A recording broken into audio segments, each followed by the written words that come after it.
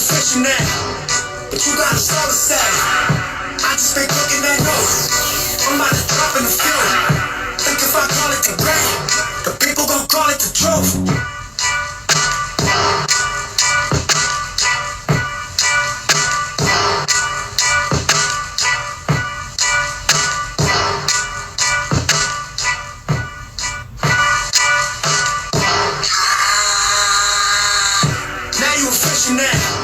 But you got a soul to say. I just been cooking that note. I'm about to drop in the field. Think if I call it the great, the people gon' call it the truth.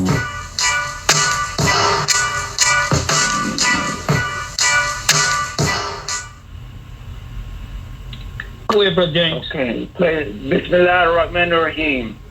Welcome, brothers and sisters. Inshallah, you can hear us now. We've been having some technical difficulties, and hopefully that we have cleared that up. Now, we do want to welcome you to Straight Words. It's a show created by our creator, Brother Naba Richard Muhammad, along with Brother B.J. Murphy, the golden voice of the show, and myself joining as a co-host of James D. Muhammad. We got a great show lined up for you. I hope that you can forgive us for the technical difficulties that we just experienced. It happens sometimes, and hopefully you're still with us. But we got a great show. Right now, I want to bring on our big brother, Brother Naba Muhammad. Are you with us, my brother? Yes, sir, my brother. Brother, how you doing, man? Big Brother James. How you doing, man? Well, I'm doing well, man, after we got through that little hurricane we just had trying to get on, you know. Yeah, man. Yeah. Brothers and sisters, we really got a great show for you tonight.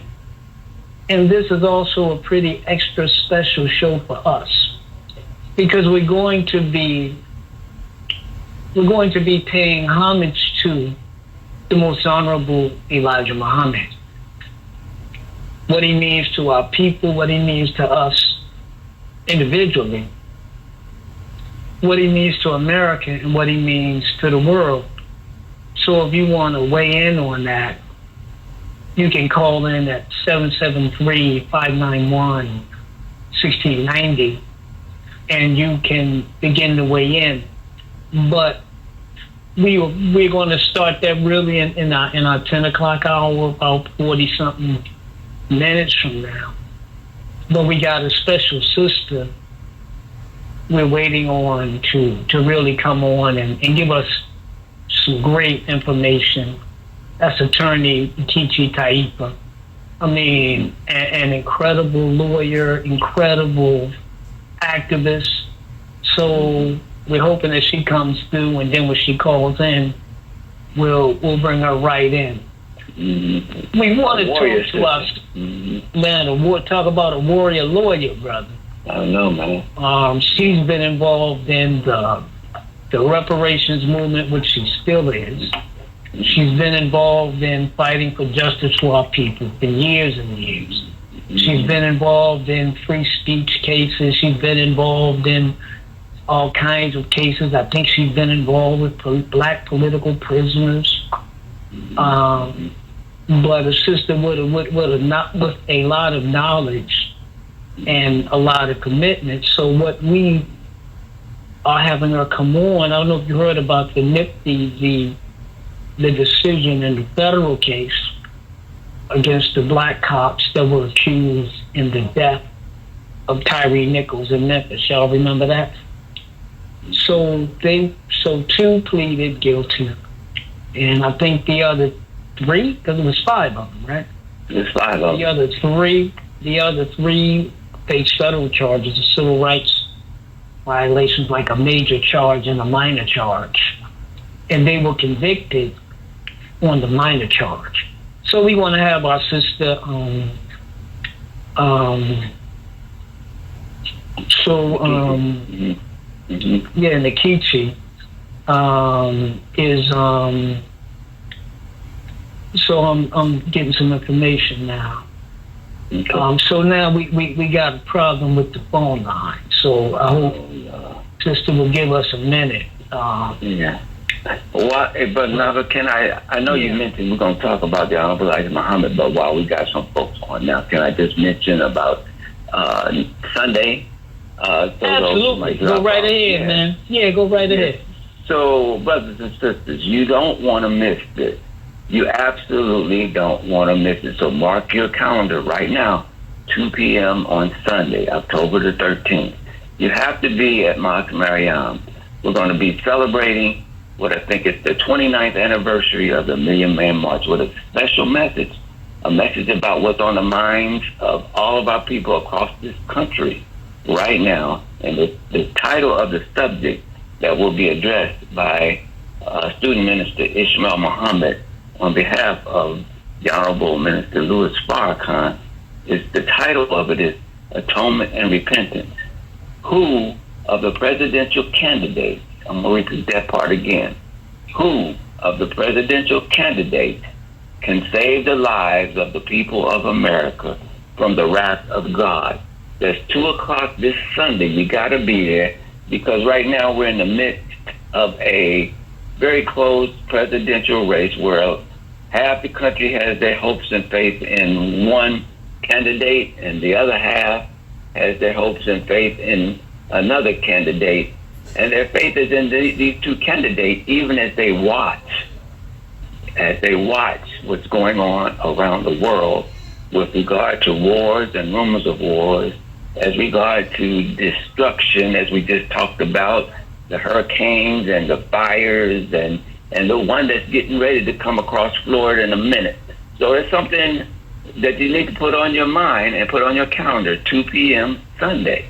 The subject is, who of the presidential candidates can save the lives of the people of America from the wrath of God? You heard about that, right, Brother Nava? Oh, brother, I think that is a powerful. That's a powerful question. That's the question. That is a good. And that is the question from the standpoint of the teaching of the Honorable Elijah Muhammad. Absolutely. Mm-hmm.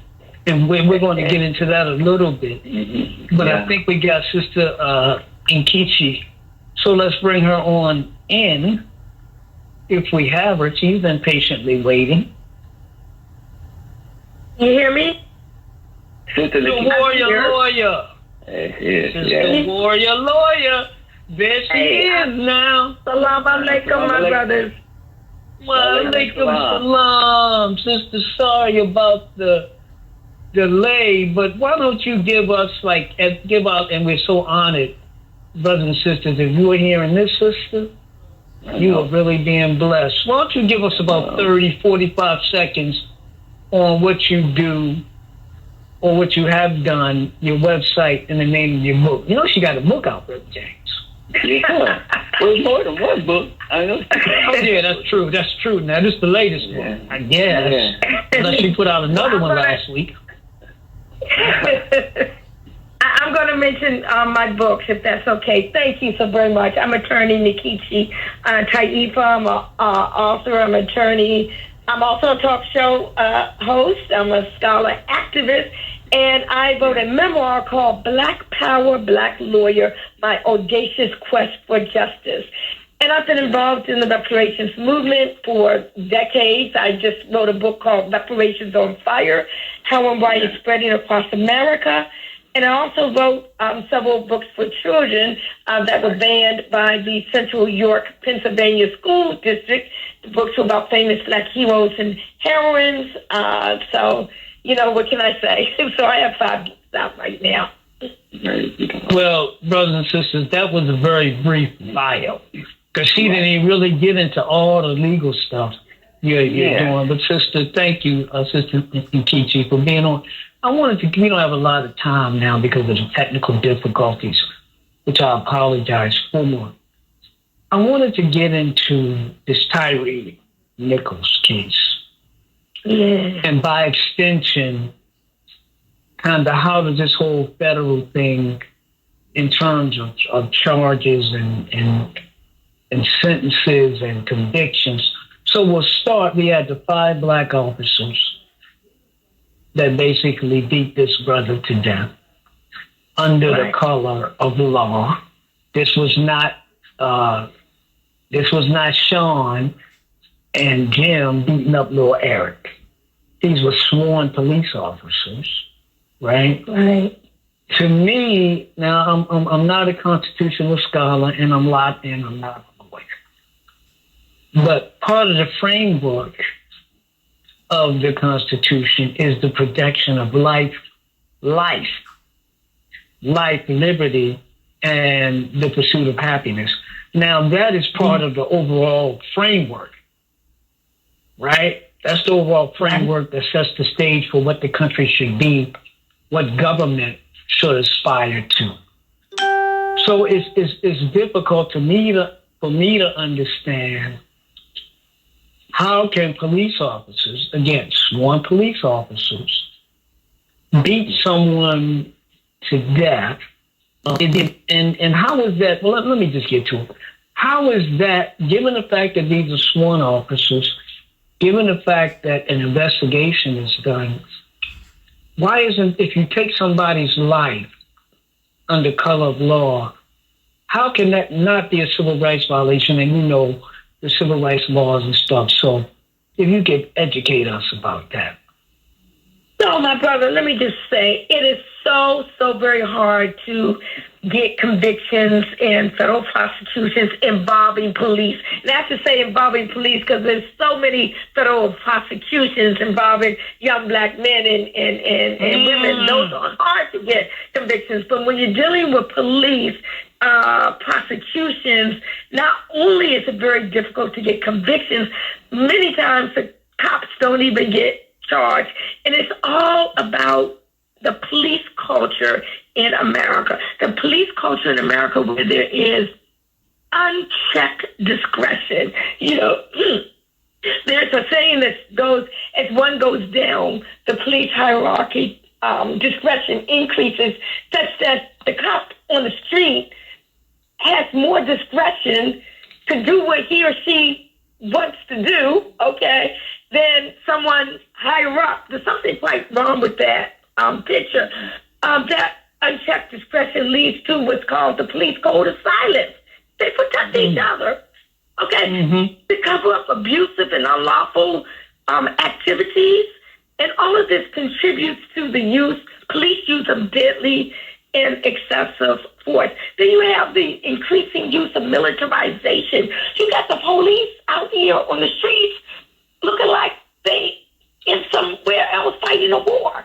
Okay, well, it is a war. It ends up being a war on black folk. But this increasing militarization is part of that whole process as well, even using surplus military equipment and things along those lines. And then you have ineffective current remedies. I mean, not only do they often not get charged, but when they are charged, the remedies are very ineffective. You know, there's just so many aspects as to why the police end up getting get off scot-free. And this isn't necessarily a black-white thing, because when you deal with the police, it's blue. That's when you go into the code of silence and all that. But even though you're dealing with blue, the prosecutors, ironically, still are going to end up charging black police officers more often than white police officers. In the case of Tyre Nichols, where you had 5 black police officers, they were very, very swift to, to bring them before the situation. And usually it's not that swift. So, I'm not condoning the blacks at all. I'm not doing it. I'm just saying there is a double standard wherever you go when it deals with black folks. Now, the evidence was totally and completely undeniable. I mean, we're talking about not just a beating, it's what they call a beat down at the hands of the police. Tyre Nichols, defenseless, covered out in pain, in vain called for his mama. Not once, not twice, but 3 times, okay? And during the whole time, used by those police officers, Okay, in an unabashed, nonstop, terrorized beating of this young boy for 3 long minutes. And what was his crime? I mean, what was his crime? I mean, I suppose it's traffic stop. Okay. They had to make up. It's like, I spent most of my career dealing with issues dealing with the criminal punishment system, in the laws that result in harsh and unconscionably lengthy prison sentence. However, my brothers, in reflecting on these police killings, it's gravely evident that the victims of police violence don't get to the sentencing phase of the criminal justice process. They don't get to the courtroom. Okay, and with the Chicago police torture with birds back in the day, they out of luck even if they get to the police station. Victims of police violence, disproportionately black folk, never get on the path to justice. We only get to the morgue, and that's what happened to Tyre Nichols. He went to the morgue. Yeah. Sister, I want to go to the federal cases. So you had 3 officers convicted of federal civil rights violations, and the death. Yeah, but lower charges. Right. Yeah, so they were. So two of them were found guilty of obstruction of justice and witness tampering.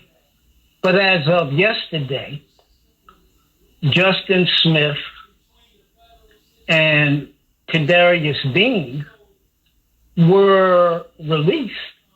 They're out of jail right now. They're out of jail. Yeah. So, and these are 2 of the officers that were found guilty of civil rights violations. Now, 2 of them are out on jail. One is supposed to go to trial January 22nd. The other one is supposed to go to trial January 24th. And Tyre Nichols. Trial or sentencing? Trial or sentencing? No, sentencing. Sentencing. Sentencing. Yeah. So they. I mean, this is like. How do you?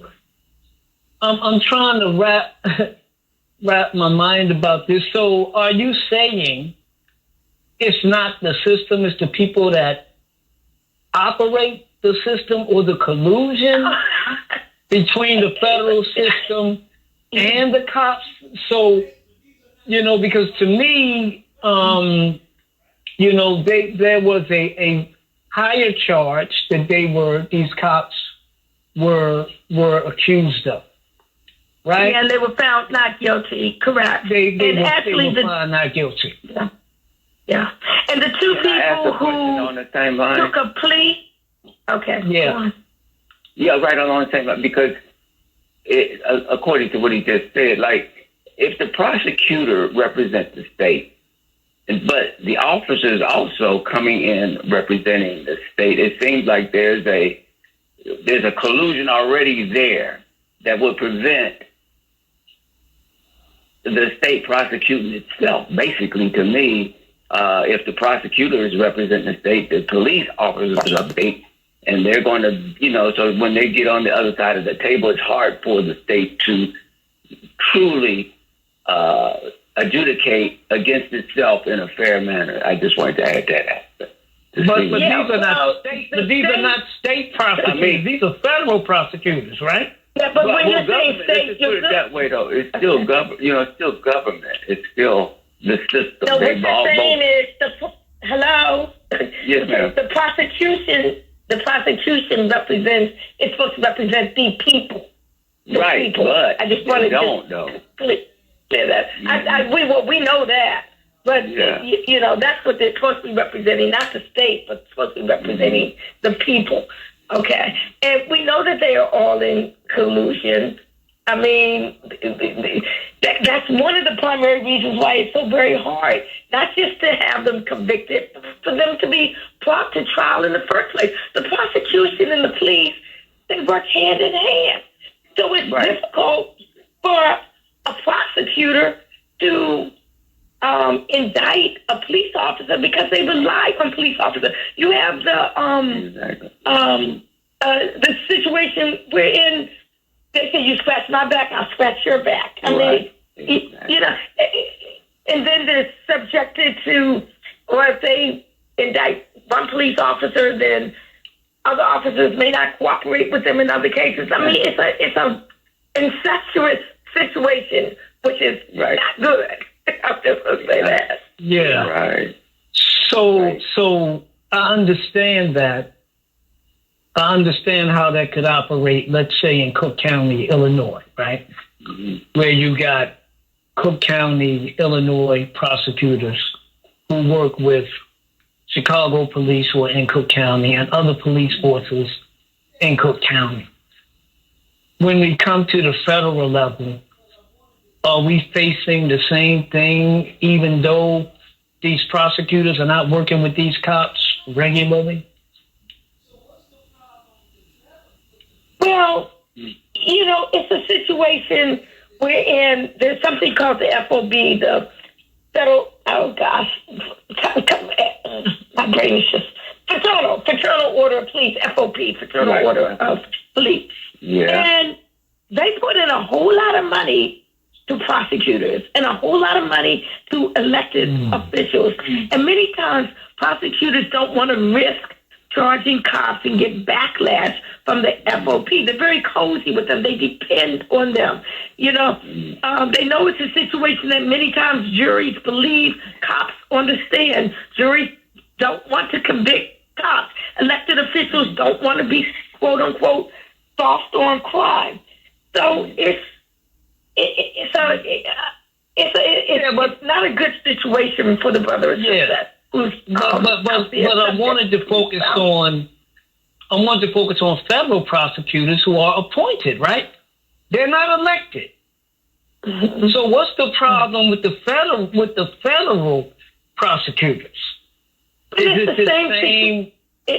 Go ahead, explain it to us. I'm just saying it's the same situation. You have your state court system, you have your federal court system. Mm-hmm. The federal prosecutors rely on the police, just as state prosecutors rely on the police. I mean, we're talking about the same system. Okay. Yeah. Now, we do have Department of Justice, which, of course, did bring federal civil rights charges. The reason why two of them pleaded guilty early because they saw what the evidence was, and they did not want to get stuck with life in prison without the possibility of parole. So they accepted plea deal. But the way it turns out is that none of the three that did go to trial got life without parole. Okay, right. The one who got the more serious charge, I think I'm not sure. I think the highest thing that charged was a 20-year sentence as opposed to life without parole. So that's an interesting scenario in and of itself. Most times when people plead guilty, it's to get out from under a sentence or have the sentence much lower. This time, again, this was a jury. I don't know. You probably do because you followed it probably closer than I. Here's my voice. I've been at a conference all day. But, oh gosh, what was I saying? Oh, my brain just went dead. It's late. I'm an hour later than you all. I forgot about that. Yeah, no, it's okay. Go ahead. Take your time with your explanation. Because it seems to me, and the other person who was convicted, right? The other cop out of it. So you had three brothers and sisters that took a plea deal. Mm-hmm. Two that took a plea deal, and three that were charged. Trial. Yeah. So the other one, Demetrius Haley, he's the third of the three that went to trial. Okay. Right. So he was found guilty of obstruction of justice and witness tampering and conspiracy to witness tamper. Right. Then he was convicted of deliberate indifference and excessive force involving bodily injury. Okay? Not death, And- though. Bodily injury. Wait. He was not convicted of, it was bodily injury, not death. Okay, so that was a lesser charge. Yeah. Deliberate Explain what that indifference. means. Yeah, explain what that means, sister. Well, he was not convicted of intentionally, he was not convicted of murder. Let's just put it that way. Mm-hmm. Okay. So He was convicted of bodily injury. they're saying that they saying that they just injured him, but he just Right. happened to die while he was in the hospital, not as a result of the injury. You got it. Yeah. Yeah. So, good Lord. So, Yeah, I mean, it's go ahead, sister, go ahead, because I really want you to give us the benefit of your knowledge. I don't want to interrupt you. Well, no, I was just saying that the maximum sentence for the three would have been life in federal prison based on the original charges. Okay.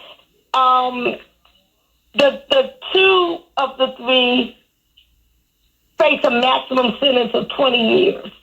There's no parole in the federal system. Okay. Yeah. But they did not get life without parole. That's what they would have gotten from the original charges if they'd been found guilty of that. You see what I'm saying? And the original charges would have been murder, right? Yes. Because the lesser charge, as you explained to us, was this deliberate indifference and then excessive force involving excessive force involving bodily injury being the conviction. The conviction not being sampling. But the conviction not being murder. Correct. Right? That would be the difference. So now we're talking a 20-year maximum, but that don't mean these people gonna get it because they just let them out on bond. You're correct. You're absolutely correct. Yeah. And the two that pled guilty, did they plead guilty to the higher charges? No, they pled guilty. They took deals and pled guilty to excessive force and conspiring to witness tamper. And they also testified at trial against the other three officers. Yeah. So they'll probably get a lesser prison sentence, do you think? Well, okay, they both pleaded. One of the two the prosecutors recommended 15-year sentence. Okay. The other one, the prosecutors are recommending a 40-year sentence. But they have not been sentenced yet. Boy. But see, that 40 years is 20 years longer than the 20 years that the ones who went to trial on. That's usually not how pleas operate. Yeah. So excuse me. I will say this. Go ahead. I will say this. I don't recall, because this was a year ago when all this happened, over a year ago. I don't recall the culpability of each of the five. Maybe the two that pled guilty were the most guilty, were the ones that actually did the, I don't know. You know what I'm saying? Yeah. And had they gone to trial, they might have gotten the more severe charge of murder. I just, don't know. Yeah. I think we have a caller now. I think he said we have a caller. Yeah, let's hold the caller for 1 second. I wanna get to something real quick. So the two officers. So remember, brothers and sisters, 5 officers, right? 3 went to trial. That's what we've been talking about. But there were 2 that did the plea deal with the feds. That's Emmett Martin III and Desmond Mills Jr., right? Okay, I don't remember the names, but they were they testified during the trial. I I guess my and this is what the one cop, Emmett Martin, testified. He admitted and he said, I wanted some kind of revenge. I was seeing red. And I think that what they did during the trial, they argued that he was the main one responsible for the beating. So it looks to me like it's possible that the ones who took the plea deal may get the most time. So what does that say for the future? Yeah, well, that's exactly what I'm saying. That's not usually the way police operate. So, but to me, it just sends a signal based on what to me, depending on what the judge does, it sends a signal right back. Don't prosecute cops. And if you get prosecuted, in the end, you're going to be all right. Let's take the call, brother James. Okay. Caller, are you there? Caller, are you there? Oh, okay. Because, sister, I was because this is the thing for me, and you know much more about this than I do. So often we call for federal intervention, right? We call for the Justice Department to get involved.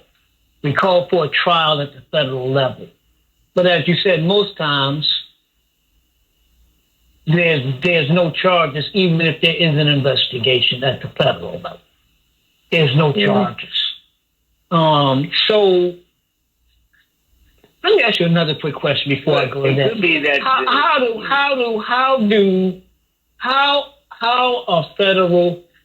how are jurors for a trial like this or a federal trial, how are they chosen? I mean, they're chosen the way juries are chosen for all trials. I mean, based on your voting roles or whatever, you're called up for jury duty service, and you're either allowed to be on the jury or you're struck from the jury. What happens in many cases is that people who are likely to convict the cops are usually thrown off the jury, and those that are more likely to support the cops remain on the jury. Same as death penalty. Many of those who are in support of the death penalty end up remaining on juries, and those who are opposed to the death penalty end up being struck from juries. So, I mean, the whole system kind of works together to well us. I'll just say it like that. Hey, but Nava, do you think the cops that testified against the other cops, maybe that was a signal to them as well? Like you said, let me tell you, getting a longer sentence, so they're sending a message: don't testify against other cops. Right, that was a real anomaly. Okay, and I can assure you that with this whole police code of silence that's up there, and they broke that code of silence, they better watch their backs. Because I'm talking about from their own fellow police officers, because, police don't play that. That's why the code of silence is so powerful, It's part of, again, police culture in America, which stems from the enslavement era all the way down through to today. Yeah, and it seems like it's not just police, but it's police, prosecution, and judges. It's all three. Like you said earlier, kind of colluding together, because I really doubt. I'm not a lawyer, and I don't know all the particulars for sentencing, and I'm not a clairvoyant, so I can't see into the future. But I doubt these people that were convicted, that all three of them are going to get the maximum. I don't see it, because two of them is out on bond now, right now, and they weren't, as you explained to us, sister, they were not convicted of a major charge, right? So So they about to be. So if you letting these people out on bond and they've been convicted, and somebody died, but like you clarified, sister, but they weren't found guilty of murder. I don't see them getting major charges, and to me, it's so heartbreaking, the loss of life of this man for no reason. Yeah. The pain of his family, the pain of all of us who saw this horrible, I'm gonna call it murder, committed before our eyes. Yeah. But these people are telling us what we saw didn't happen, right? Mm-hmm. But we keep calling for federal intervention, but it either don't come or if this is too far off topic, sister, you can tell me, okay? Just say nah, brother, that's a whole nother thing, okay? Mm-hmm. But I was in Ferguson, right? And this is what struck me. The Justice Department, this is under Mr. Obama, brothers and sisters, so pay attention. I'm going to do this real quick, 30 seconds. Justice Department investigates the Ferguson Police Department. They find all these constitutional rights violations, but they don't name one person being responsible. Right? So then Ferguson gets into some kind of consent decree. I'm telling you, the consent decree they got for cops in Chicago ain't worth the papers printed on. The department ignores it. They don't meet deadlines. But I guess I don't even know, sis. You can tell me something. I don't even know, because we keep trying to get justice. We don't get it at the state level. But what we get is just us. Yeah. Just us. You know, so is there anything we can do, anything we can fight for? Because, you know, you got, I mean, this young thing. Can I ask you know? Can I ask quickly? Go ahead, Brother James. Yeah. Yeah, because we got about 6 minutes. Yeah, I'll just be quick. You may or may not have an answer for this, but my question has always been, when a cop, we got a lot of people coming out of jail now because they were wrongfully convicted. And a lot of times it's because the prosecutor either withheld evidence or did something nefarious or wrong. Why is it that when somebody comes out of prison and let's say the prosecutor that did the wrong is still there, alive, maybe still practicing law, but they never bring up a charge against the person that put this man or woman in jail when they were innocent and they knew it because they either hid evidence or did something that put them away when they shouldn't have been put away? Why aren't they held accountable? Yeah, well, they should be. They should come under charges just like these. I never hear of them, or maybe am I just not hearing about them? Because I don't hear of. A lot of times when there is a lawsuit, the lawsuit is against that people bring. It's a lawsuit against the state, not against the individual officer. Right. And that's one of the main problems when I say the ineffectiveness of current remedies. There is no individual police liability. And if there were, I think we would have a major change in how police treat people on the streets if they would be personally liable for the abuses that they do, as opposed to the charge coming against the state. Yeah, I'm talking. Yeah, against the prosecutors. Yeah. I think we got Cliff Holden. We got about 5 minutes. Cliff, we can bring you in and you can get your point over. Well, let's bring you in because I know you want to talk to Attorney Taifa. So let's bring Cliff in. But we only got about. I'll be brief and get right to the point. I'll get right to the point. The sister, if I'm not mistaken, she said it's not an issue of black and white, but an issue of blue. Is that correct, sister?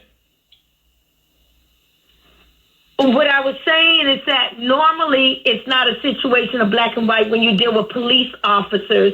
They're going to protect each other. They have the code of white. If you're a police officer, they have this unwritten loyalty oath, which precludes an officer from reporting incriminating information about a police fellow police officer, and police officers are apprehensive about violating this code because then they might become the targets of harassment or ostracism or abandonment by other officers in the street when they're in need of assistance. Essentially, they don't usually tattle on each other given that code of silence. So that's what I was saying. But I was saying also in that prosecutors, even though they protect the police, and most of the time they do not prosecute police, we have seen that when it is black police officers, they are more willing and speedily to indict them than they are when it's white police officers. So, yeah. Right, and if you could give it back to me, if I could just end with this, all I'm simply saying, I want to speak more to the mindset. And what I'm saying is that more frequently and more often you see white police officers that harbor hatred towards black people, victimizing and abusing black people. And so that would be based, in my opinion, on racism and hatred, bigotry. So now my question is that, is this different because you got black police officers not offending or abusing white people, but other black people? How do you categorize that in terms of a mindset? What do you call? You say what category do you put that in coming from black police officers? Thank you. I hang up and listen to your response. I say self-hatred. So not racism. Indoctrinated self-hatred. I mean, I'm just saying. Because what they did to Tyre Nichols, who could have been their son or their brother or, or their nephew, was unconscionable. I mean, totally and completely unconscionable. I don't know how to say that any other kind of way, shape, form, or fashion. He committed the unfathomable crime of trying to run away from them, because history has shown decade after decade, year after year, that if you stay, you're going to get beat and killed. But if you run, you're going to get beat and killed. No matter what, we're going to get beat and killed. And unfortunately, whether it's by white police officers or black police officers, and I say it's indoctrinated self-hatred amongst the black officers. Yeah, and I think the other thing, but it wouldn't be racism. It wouldn't be racism because of the simple fact that they don't have the support from the public, from the unions, or any other. I think that's where it's different from white police officers, where the white police officers get support coming from the administration, coming from the public, coming from the unions. Black police officers don't do that, and they damn sure don't do this and affect white people. And I'll end with that. Thanks for taking my call. Hey, thank you. I'm going to say this. Ooh, Brother James, I almost let out one of them words, man. If you a black officer and you abuse your own people, I think you should get more time. That's my view. You don't get no less time for killing your own people because, you're not black, you're blue. Stay blue. Mm-hmm. Stay blue. Don't try to come over here now, I'm black. The sad thing, sister, and I'm going to try to do this real quick, is the history of real black police officers. I was that fold in Chicago. Pat Hill in Chicago. Mm-hmm. Who's the other brother James? Ed Goster. These are real black officers that came on the police force to protect black people. And they fought these majority white police forces to protect black people. I had an aunt, Tina Russell, who was like one of the first kind of classes of black officers to come into the Baltimore City, notoriously racist police department. She was one of those officers. But, sister, we got about a minute. We want to bring you back. But leave us with something. Definitely leave us where we can follow you, what you're doing, because this is, we've only just begun to delve into this conversation, in part because of the technicals. But go ahead. You got about so I appreciate that. Yes. people can visit my website, and all my information is there. My website is my name, NkechiTaifa.org. N as in Namibia, KECHI, T as in Tanzania, AI, F as in Freedom, A. Nkechi Taifa. What was I saying? Nkechi Taifa. NkechiTaifa.org. Yes, so all my information is there. And my YouTube channel, I have loads of videos on there covering all topics you might be interested in dealing with Black folks. It's on the Nkechi Taifa Experience YouTube. I'm on social media, Instagram, Facebook. Sister, thank you. And listeners, we will post information about her on our website, straightwords.com, and she should be able to get it tomorrow. Sister, thank you for coming in. Like I said, we want to bring you back in. You're going to stay Black, so we ain't worried about that. Hey, yeah. We're going to bring you back. Sure. But thank you for coming on. Look, this is Straight Words. You're welcome. This is Straight Words on WBON AM 1690. We headed for a break, but come back. We're going to talk about the Most Honorable Elijah Muhammad. Don't go nowhere. Hey, this is Matt McGill. When I was 7 years old, I lost my mother to breast cancer. All I can say to all my sisters out there, I love you. Get a mammogram. Think pink. Breast Cancer Awareness Month is powered by Equal Hope. Get the support you need for a healthier life. Call 312-942-9368 or visit equalhope.org. The talk of Chicago and the voice of the nation is 1690 WBON, Berwyn, Chicago.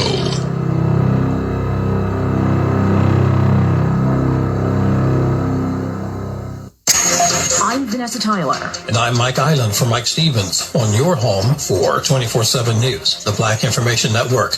Get out now. The message to those in the path of monster Hurricane Milton before it hits. Milton is mean, barreling in as a Cat 5, not caring. People in Florida not yet done cleaning up from Helene. If you had storm surge flooding in Helene, the National Hurricane Center is predicting you'll see much worse flooding.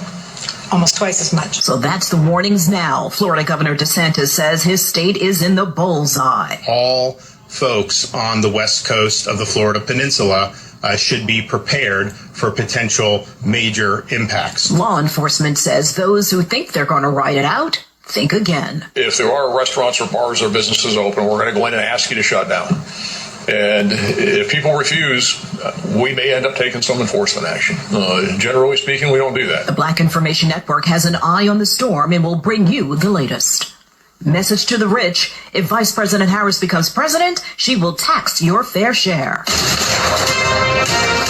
Well, one of the things is I'm going to make sure that the richest among us who can afford it pay their fair share in taxes. Harris says that is how she will pay for her economic plan. The vice president on a media blitz appeared on 60 Minutes, where she pushed for American investment in small businesses.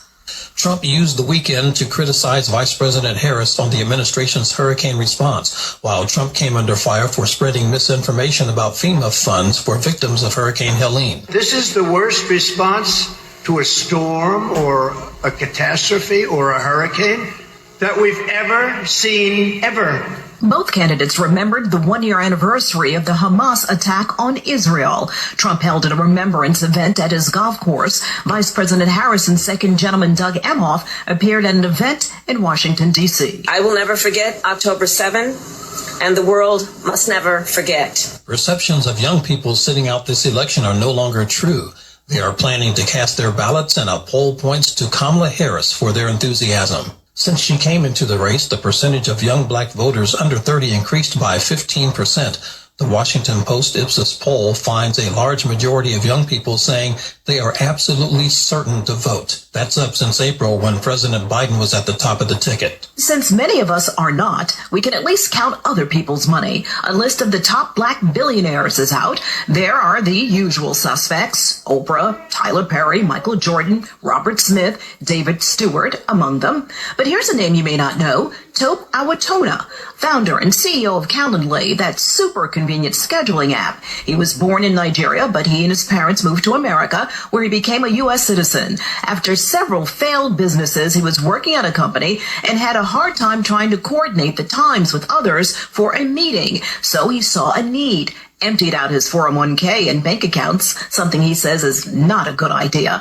But as he sits on the billionaire list, it paid off. I'm Vanessa Tyler with Mike Island on your home for 24/7 News, the Black Information Network.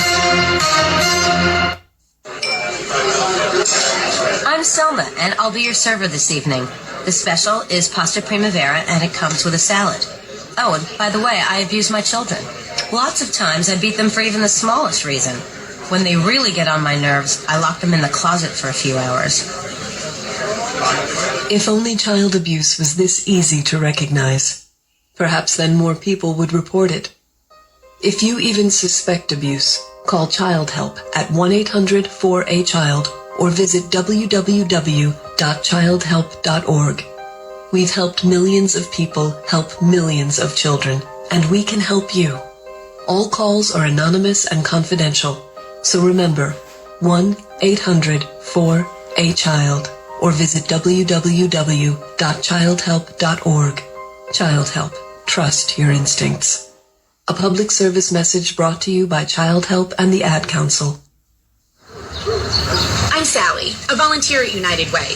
I'm asking people around the neighborhood what they think this place needs. Excuse me, hi. What do you think this place needs? I'd like to see more parking. More playgrounds. Free movies. Oh, that's easy. Better restaurants. And you, what do you think this place needs? This place? Oh, more ice cream trucks. Okay. How about you? Wi-Fi everywhere? I was thinking more money in the pockets of local families come tax time. Can I change my answer? I was just kidding about the ice cream. Oh, that's way better. Now that you mention it. When it comes to getting better tax refunds into the hands of local families, what this place needs is you. To donate or volunteer, go to unitedway.org. Because great things happen when we live united. Brought to you by United Way and the Ad Council.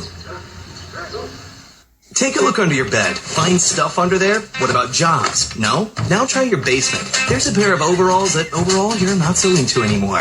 A perfectly good laptop that hasn't sat in your lap in months. And even more stuff. But still no jobs? Well, you really have both. See, stuff is defined as household articles considered as a group. Sometimes this stuff is no longer needed. Wait, no longer needed? That can't be right.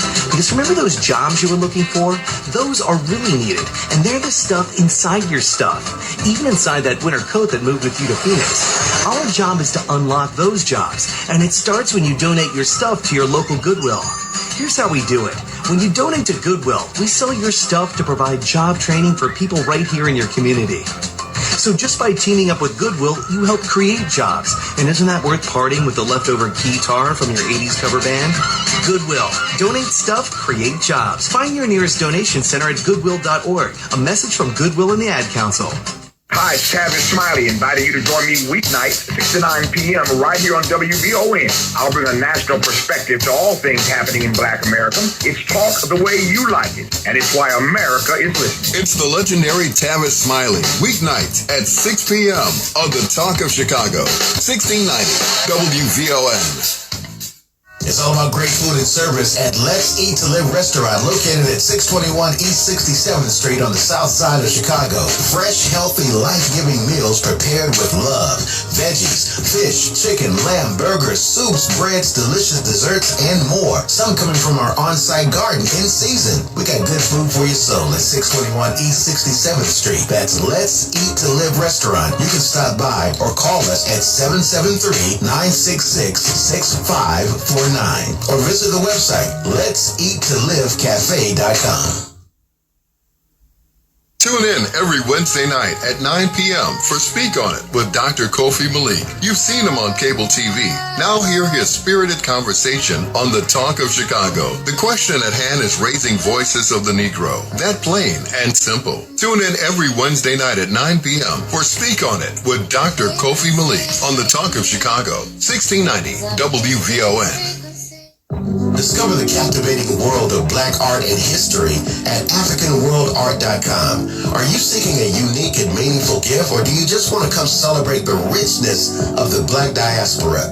Our online gallery is the place for you with a wide selection of paintings, sculptures, prints, posters, and more. Journey through time with images that document our triumphs and challenges, from present-day icons to ancient civilizations, as well as the struggles of slavery, resistance, civil rights, the Black Power movement, and the Black impact on sports, entertainment, politics, and global justice. AfricanWorldArt.com is more than just an online store. It's an inspiration drawn from our experiences. Visit AfricanWorldArt.com or call 267-312-4189. That's 267-312-4189. AfricanWorldArt.com. Since 1985, it's where Black fine art and historical pictures come to life. That's African spelled with a K. AfricanWorldArt.com. Got a three, got a two, got a one. Yes! Tune in Friday, 9 to midnight for The Fundamentals, where I, Titus T. Williams, bring the mental. Thanks, Captain Obvious. And I, DJ Turbine Arturo Garza, bring the fun. Are you not entertained? Is this not why you are here? So if you want some wacky, some good conversation, but some fun, and a little serious, for all your sports needs, tune in to The Fundamentals. Friday nights, 9 to midnight. We'll see you there. You like that? You like that? Light, life, and power drives our weekly talk show. Straight Words on WVON 1690, The Talk of Chicago. This is Naba Richard Muhammad. This is Brother B.J. Murphy. This is Brother James G. Muhammad. Tune in Tuesday nights, 9 to midnight for real Black Talk. It's Straight Words. On Straight Words, we inform, we educate, and we have a good time. Black voices speaking on the Black struggle for freedom, justice, and equality, and bold defenses of the Honorable Minister Louis Farrakhan and the Nation of Islam. This Tuesday, 9 p.m. to midnight Central Time on WVON 1690 AM and WVON.com. And go to our website, straightwords.com, for more content. We're Black. And we're strong. We're unapologetically pro-Farrakhan. Hey, Alexa, play WVON 1690 AM. Getting WVON 1690 AM station from iHeartRadio. Try it out for yourself. America is listening to WVON. The following is paid programming. The views are not necessarily those of this station. The views expressed on our programs are not necessarily those of WVON, Midway Broadcasting Corporation, or our participating sponsors. We are the Talk of Chicago, 1690 WVON.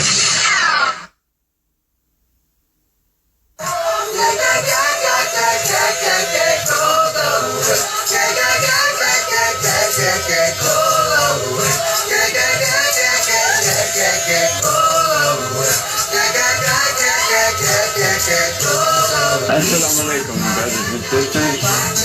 Welcome back to the second hour of Straight Words with Naba Richard Muhammad, our big brother B.J. Murphy, and myself, James G. Muhammad. Unfortunately, Brother B.J., the golden voice of the show, couldn't be with us today because he's still dealing with the effects of the Hurricane Helene that impacted the Carolinas about a week ago.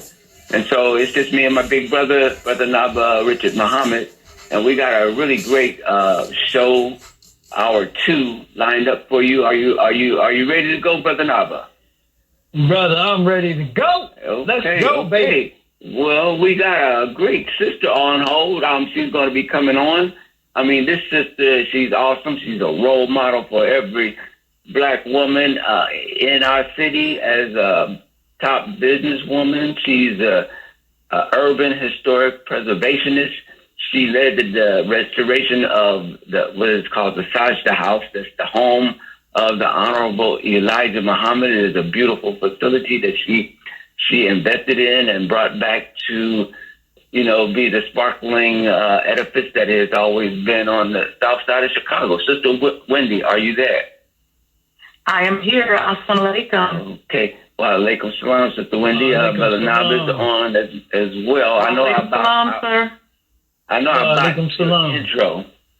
So before we bring in brother, why don't you just give us a minute of how would you like to hear yourself be introduced after that? I did. You know what? I'm one of those persons that I know, because sometimes in the world we like to get to know people based on what they've done. I like to say that I'm a believer and I'm striving to be a God. And for the purposes of the conversation today, the Elijah Muhammad House Museum at 4847 South Woodlawn Avenue is one of about 90 properties in the city of Chicago designated as a house museum. We were added to the National Registry of Historic Places. So very excited and proud about that. We originally named it Sajda House because the house was in such poor condition that I didn't feel it could wear his sacred name. And I asked the Honorable Minister Louis Farrakhan if he thought Sajda was the right name for the project. And among a number of things that he said in response, one of them was, Sajda is the right name for the project and the right name for you. Go ahead now. All right, yeah. Mr. Sajda. All right, Mr. Sajda. All right now. Get it right now. That's Mr. Sajda over there now. I heard that. Drop the mic, y'all. Yeah. Yes, sir. So, Brother Naba, you want to... Well, yeah, I mean, I first of all, Sister Sajda, I'm really honored. We're honored to have you on the program, because one of the things and one of the reasons why we started this program was to preserve, protect, and defend the teachings of the Honorable Elijah Muhammad and the Honorable Minister Louis Farrakhan, and bear witness to that magnificent message and those invincible truths. But the other thing that we really wanted to do is to highlight the work and the voices of believers like yourself, and give our community a chance to hear from them and to hear from them about work that they're doing. Let me start with a really basic question, and I'll relate it to the restoration of the Honorable Elijah Muhammad's home that you're working on as a house museum. Brothers and sisters, we're hoping that you call in, because this is an opportunity for you to express how you feel. We call this segment Hail Elijah. What he means to us individually, what he means to our people, what he means to the country, and what he means to the world. So, Sister Sajda, yes, sir. Why was it so important for you to restore this home? What was your thinking behind that? To be honest with you, brother, it was not a lot of thinking on my part. I saw the house. I had heard that people were trying to get the house and that the family had gotten it. I had heard all of that. And then when I saw it getting ready to go up for auction on auction.com, I just said, well, we can't let this happen. And I ended up getting the house. And from there, I would have to say even before that, the Honorable Elijah Muhammad just took over my life, uprooted my life. I started renovating this project. His presence is very powerful. It's very real. He's alive. He's well. He's in power. I've seen him. I've experienced him, his interference. And I just believe that it's something that we need as a jewel and a representation in our nation that should go down for many generations. And so, it's really being done for our babies and for those who don't know him and don't know his impact. And in the words of my grandmother, the truth just needs time and air. And in a minute, you'll see who, in fact, he really is. When did you start it, Sister? What year? And I know, I'm sure once you decided and you looked at trying to do it, the cost, you had to think about the cost and raising money, yet you persevered. So can you just talk about that time period when you decided, the obstacles, and how you decided to just go ahead anyway? Absolutely. So I purchased the house in late fall of 2018, started planning. An auction though, right? You won an auction. Is that how you got it? Or how did you get it? I didn't let it go to auction because I didn't know if I would win. I bought it 9 days before they put it on the auction block. Okay. So then spent about 6 months planning. It ended up being about a $5 million investment. There was not funding available to build an edifice that would honor the life and work of the Honorable Elijah Muhammad. And I made a commitment from my mouth to his ears to the Honorable Minister Louis Farrakhan that I would enshrine him there. And so that is very important because were it not for him, I wouldn't have the motivation or even the love or understanding to be able to do the house. And so it's been constant work since then. Very, very few donations. There are people who have sponsored who I'm very, very grateful for, specifically many people from the Southwest region of our Nation of Islam. We got some tremendous support from there. Sister National GT Captain, Sister Naima, has been supportive in terms of purchasing some of our coins and artifacts, that we have. But it's been a personal project of love, and we had waiting on me. I'm just working like a little busy bee. The blessing is that we had a break in construction. And we were blessed to start back on Monday, his birth anniversary. And so we got about 8 weeks, inshallah, to completion. So we are at the door of completion. And so I'm very, very grateful for that. And, we're just continuing to work to get sponsorships, to get support. And, we're just going to keep going by Allah's grace. Sister Sajda, I want to come back to that in a minute. But what does the Honorable Elijah Muhammad mean to you?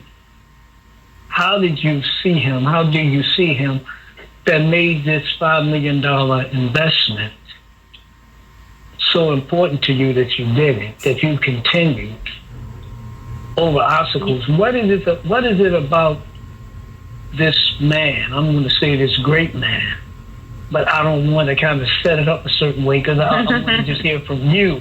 How do you see him? Who is he? How did he impact your life? What inspired you to say, no, I got to preserve this? So in September of 1990, I became a registered member of the Nation of Islam. When I sat down in the mosque for the very first time, I grew up Catholic. I understood very clearly who the three of them were. I interpreted at that time, as we did in the Catholic Church, as Father, Son, and Holy Ghost. And I said, oh, I get this. And there was just something that I knew, I recognized his spirit, his energy. I have been connected to it my entire life. Growing up as a little Catholic girl, first confession, first communion, reading hymnals with my grandmother, connecting to the spirit and energy of something that I was not able to identify until the first time I heard the Honorable Minister 1990. And so from there, I had no doubt in my mind that Allah came in the person of Master Prophet Muhammad.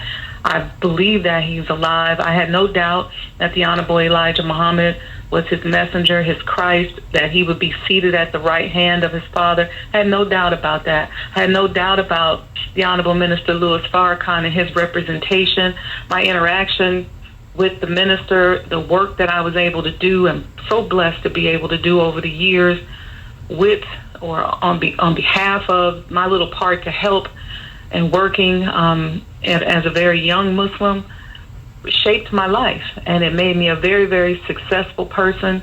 It blessed me. I was very fortunate, and I was very clear when it came time to do the house that the fortune that I had amassed belonged to him. And so it was for me to give that and then some, and whatever else I have to give to lift his name, to raise his name. And I take great pride in helping people to get to know him and to see his impact, and most importantly, to experience him. So people come to the house, whether it's workers, staff members, we're not quite open yet, but whoever it is, they come, they have spiritual experiences. They understand when they leave why I wear a hat that says he lives. Because I get it, and I understand he's alive and well. I've seen him. I've experienced him. Raising a property like this that honors a man like the Honorable Elijah Muhammad brings a lot of big enemies. And I've watched him interfere with those enemies. I've watched him remove from me any fear and just give me words, what to say, what to do. Go do this, telling me where to go, who to talk to, what to say if you stand in front of this board, that hearing. And so from that point, I said, you know what? I don't have to validate any lack or any devil. They're already in the lake of fire. This is how this works. He's putting his energy into his soldiers and telling us what to do. We just got to keep the vessel clean and settle our ego down so that we can follow instructions. I've seen it. I've prepared statements in the face of enemies, thinking, okay, this is what I'm gonna say. And on the way there, he said, no, this is what you're gonna say. I've seen him interfere. Yes, go ahead. No, go ahead, sister. No, you go. No, I've seen him interfere. I've seen him interfere. I've seen him shut things down. I've seen him put people in spaces where they couldn't even open their mouth and nothing. They opened their mouth and nothing came out. He's alive and well, and he is with us. And it's just our job now to make sure that we are in a position so that we line up with him and we can support his greatest student in his mission and this next phase of his faith and work and life and development. Yeah, sisters, Sister Sarge, for our listeners, I want you to understand, we're talking about the Most Honorable Elijah Muhammad, and of course, we can't talk about him without talking about the Honorable Minister Louis Farrakhan. But when we talk about the Honorable Elijah Muhammad, we are talking about a man who we believe is a divine servant. And there are a couple different names in Scripture that he goes under. But we believe that this man, as there's a scripture in the Bible, right? The prophecy of Abraham, where God says to Abraham, basically, know of a surety that your seed is going to go into bondage in a strange land under a strange people, and this strange people will afflict Abraham's seed in that land for 400 years. And after that time, this is God speaking, God says, I will come. So according to that scripture in the Bible, God promises this people will go into bondage under 400 years in a strange land, under strange people. He says he is going to come and choose that people as his own, and he's going to punish those that have abused, killed, murdered those who he has declared to be his people. We believe that supreme being, that mighty one, Masterful Muhammad, did that in 1930. We know him as the Great Mahdi, and he also goes under the title of Messiah, right? And we believe that he raised the Honorable Elijah Muhammad as a divine servant. So we're not talking about an ordinary man. We're not talking about an ordinary work. We're talking about a divine work, a work that no one has been able to duplicate, even those who, quote unquote, feel that he was a great social reformer. He was a great mind when it came to black economics or black psychology. But for all that they say, they cannot duplicate what he does. You had the Honorable Minister Louis Farrakhan, in a sense, duplicate his work by bringing the Nation of Islam back from destruction some 40-something years ago, which no black organization, no black movement, and in this case, it was a literal resurrection or rebirth of the Nation of Islam, where if you look at us today, it's like we almost never went out of existence, if you will. So this is a man that revolutionized our thinking. Much of what you know about black theology, that comes from what he taught and people's reactions to what he taught. People seeking the black presence in the Bible, people seeking their original names and not wanting to go under the names of slave masters. We just had attorney Nkechi Taifa, right, as an example. He revolutionized our diets through How to Eat to Live and one meal a day, which now many have conceded. Basically just about everybody then conceded. Him saying that no meat is good for you. Him saying that vegetables and fruits is the best food for you. Him saying no alcohol, no smoking, no nicotine. Brothers and sisters, that wasn't always the case. No pork. That wasn't always the case. He revolutionized independent black education. It was the followers of the Honorable Elijah Muhammad in the 1930s who were arrested now for teaching their own children, and he was arrested when he found out his followers was arrested. And ultimately their victory opened the door to those who are able to homeschool and have independent black education. Sister Sajda, I want you to tell us how our listeners and how we can support the project. And I want you to count us as being friends of the project. If you could find it in your schedule, I'd like to bring you on at least once a month.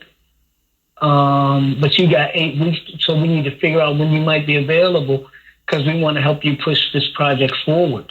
So how can people help? So just go to supportsajdahouse.com. That's support Sajda, SAJDAHHOUSE.com. You can follow me on Instagram at Sajda House, SAJDAHHOUSE. Very good. So now I think we got somebody on the line, Brother James. I didn't hear him. Is it Charles? I think we may have Charles. Let's bring Charles in if we got him. Yeah, how you doing? Hey, doing fine, brother. How are you? All right. I often listen to this channel, and it's kind of hard to speak to people nowadays because people we have our differences in what we believe in, and people are so sensitive they can't agree to disagree or whatever it is. So I often hear a lot of people using the Bible, and sometimes people use it out of context, mainly Christians and other people. But I'm not saying that's what you all are doing, but it's a lot of people when we speak about the Bible, as far as Hebrew Israelites, because there are many Hebrews. The Arabic's supposed to be Hebrews, all that. It said we will be in a land for 400 years where they will scourge us, do all those things that Deuteronomy 28 says.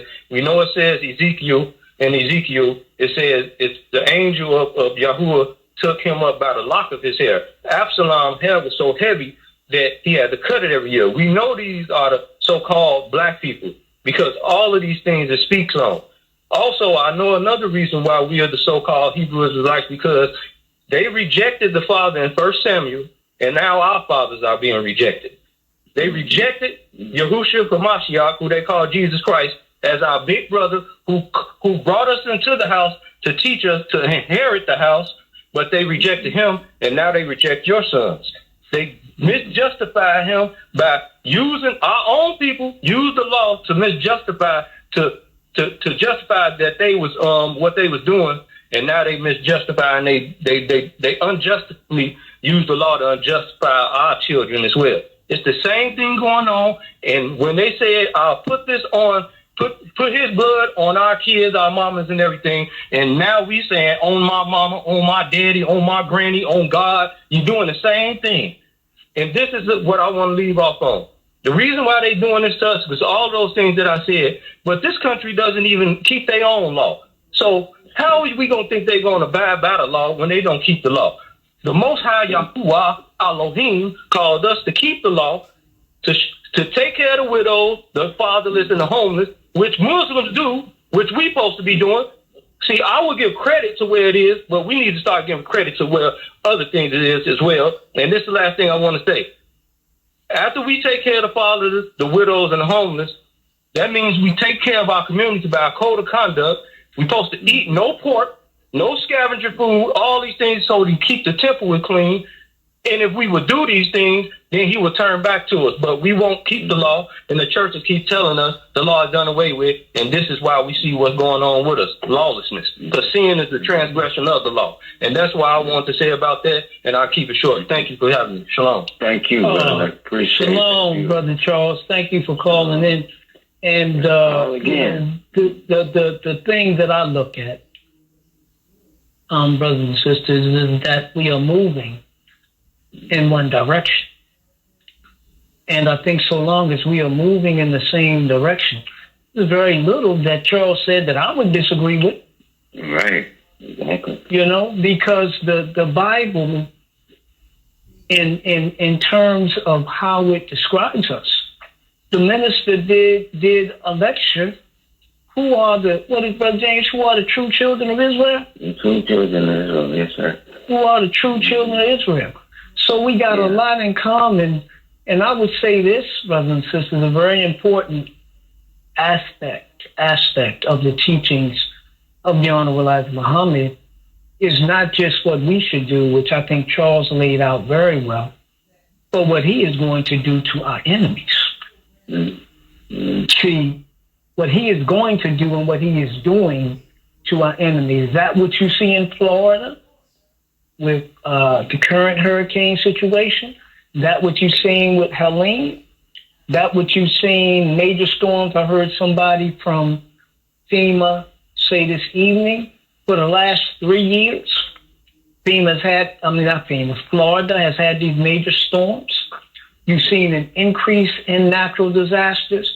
You have had fires and drought on the West Coast. You had the unusual snow. The Honorable Elijah Muhammad taught us that these are the weapons that Almighty God Allah would use against us to punish the enemy who has destroyed us. And if you think that you can do evil and get away, if you don't think your grandson can do evil and get away with it, right? And you tell him all the time, "Hey, little Johnny, that ain't good what you're doing, son. You're going to get that back." Well, if that principle is active on a personal level, it's certainly active in the history and the life of nations. So whether you believe in scripture, whether you believe in karma, or whether you just believe that the universe is constructed on truth and justice, this country must be judged for its evil. Sister Sarge, I wanted to get back to your project, though. So you got 8 weeks, right? Yes, roughly 8 weeks to complete the construction. Yeah. What if we're trying to help you, what should we focus on in terms of trying to help you through these 8 weeks? So the focus would be threefold. First, certainly, support donations. We've made some commemorative coins from the old copper from the house that if you purchase one, it becomes a membership, gives you access for a lifetime. There's that. So there's that. And then smaller donations. We also have sponsorship. So there's the donation aspect, the coins, donations, sponsorship. Then there's artifacts and in-kind work that we're going to be at a point now where we'll be moving into finishes, and we'll be done with utilizing some of the certified historic artisans that are required on these types of homes. So we'll be looking for people to volunteer and support if they have skills and they want to come in and interview and talk about how they can be of service. They can email me at sajdahouse@gmail.com. So there's that. If you have artifacts, I hear so many stories about somebody's grandmother or grandfather that was in the nation and their artifacts get thrown away. You can email us and let us know. We can take those off of your hand, and we will also enshrine your grandmother, grandfather, whoever in the home by indicating who gave these artifacts. So please don't throw away those things. We will certainly take them and help you to preserve them and preserve your family name. And then the third and most important thing is prayers and support. Talking about the museum, supporting, praying for the efforts, and just sending good energy, good thoughts our way. I want to give one more thing in, Brother James, and I'm going to get out the way and you can get in on this. A house museum, is that the proper term? Yes, sir. Or a decent pejorative term. Can you explain what that is and how it operates in the city of Chicago? Yes. So there's several cities in the United States that have the classification of a house museum. Chicago is one of them. And basically, the way that works is that there are many homes throughout the city of Chicago that have this classification. You can go and tour them, like the Glessner House, the Roby House. You probably have heard some of them. There's a lot of Frank Lloyd Wright homes that you can go in and visit. And they're residential homes. In many cases, no one lives there. The Honorable Elijah Muhammad House will not be the residence of anyone, but you'll be able to come there. We're replicating that first floor to the way it looked in the 1960s.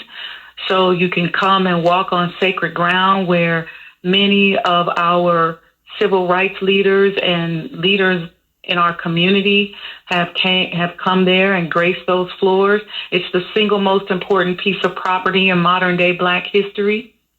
So there's probably not a leader that you can list that has not been in that house. That is where our Nation of Islam was built.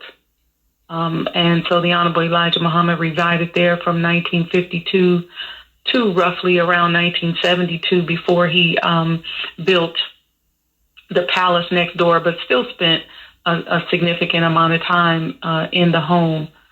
So the classification means that you'll be able to come there to visit. You'll be able to have what we are calling an Elijah Muhammad experience.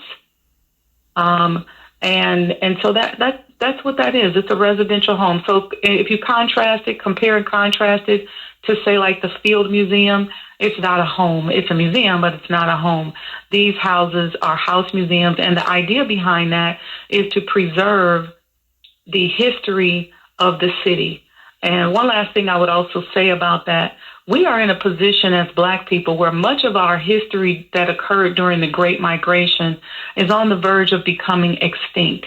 Because of gentrification and regentrification, we were redlined in certain districts of cities throughout America that are now either had highways driven through them or are now either being demolished, or people are moving in and have no idea what happened in those areas. And one of the things we try to do in Chicago is to preserve that history so that you know who lived here and the great contributions that those individuals have had to our history. I'm also one of the founders of the Coalition of Black House Museums.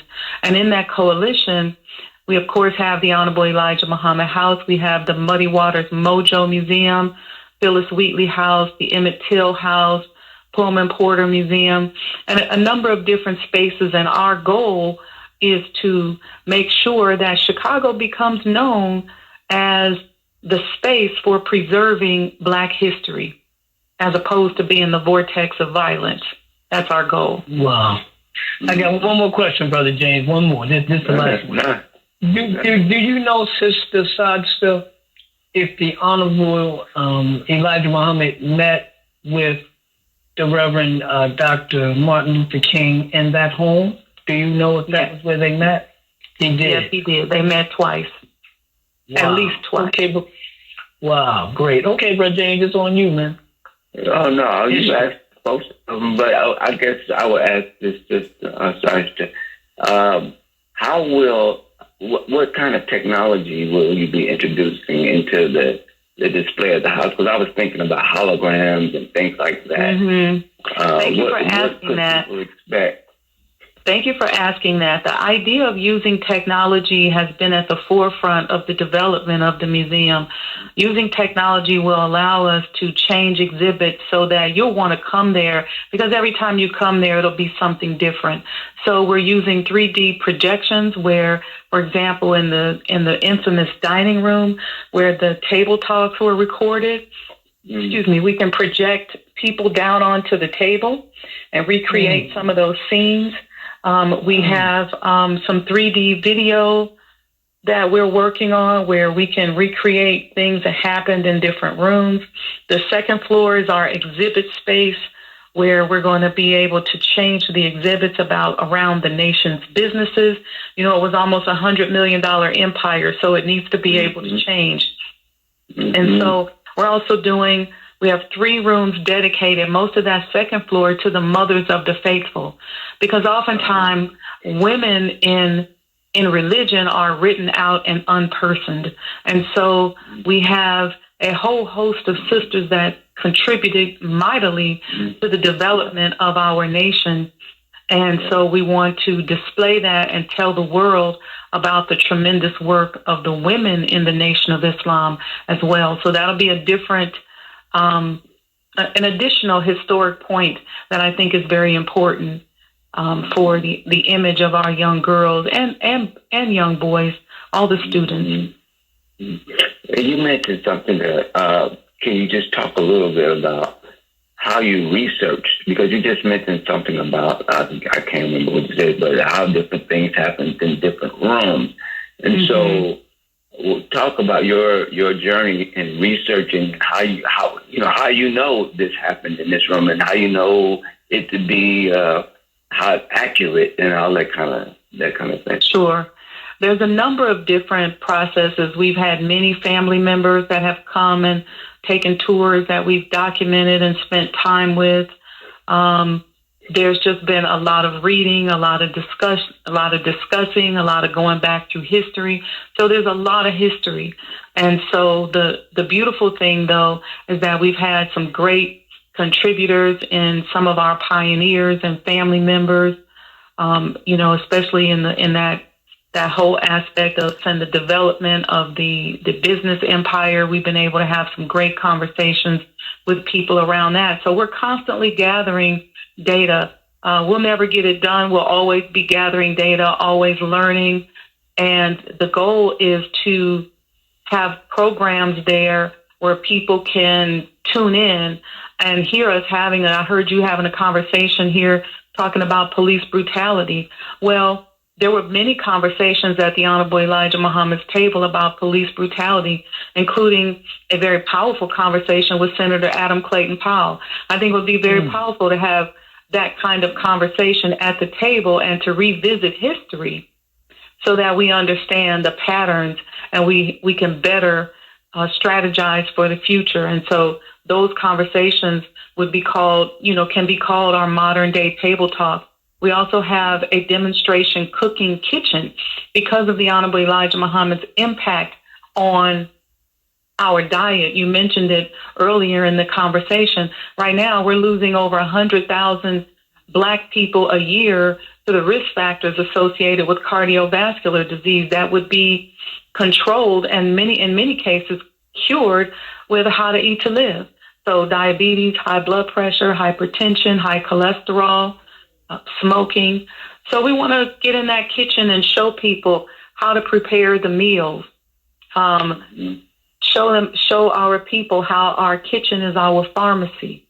And then we're not leaving out our youth, as I mentioned the women, but also the youth. We want to have fireside chats with our youth where we sit around the fire and talk about the teachings, almost like a teen summit or a youth summit, if you all remember that show back in the day, where we just, invite youth from around the city and around the world to come in and have a conversation. The whole idea is to get our people thinking again, so that we become global thought leaders and strategists using this great history and the supreme wisdom as the basis and the foundation of our strategies and planning for the future. Yeah, my last question. Go ahead, Brother James. Yeah, and this might be, I hope I get the question right, but we're talking about placing the Honorable Elijah Muhammad in its proper place in history. And when I think about how he's been tried to be written out of history, yet we, from the nation, it's a very spiritual and scriptural presence for us.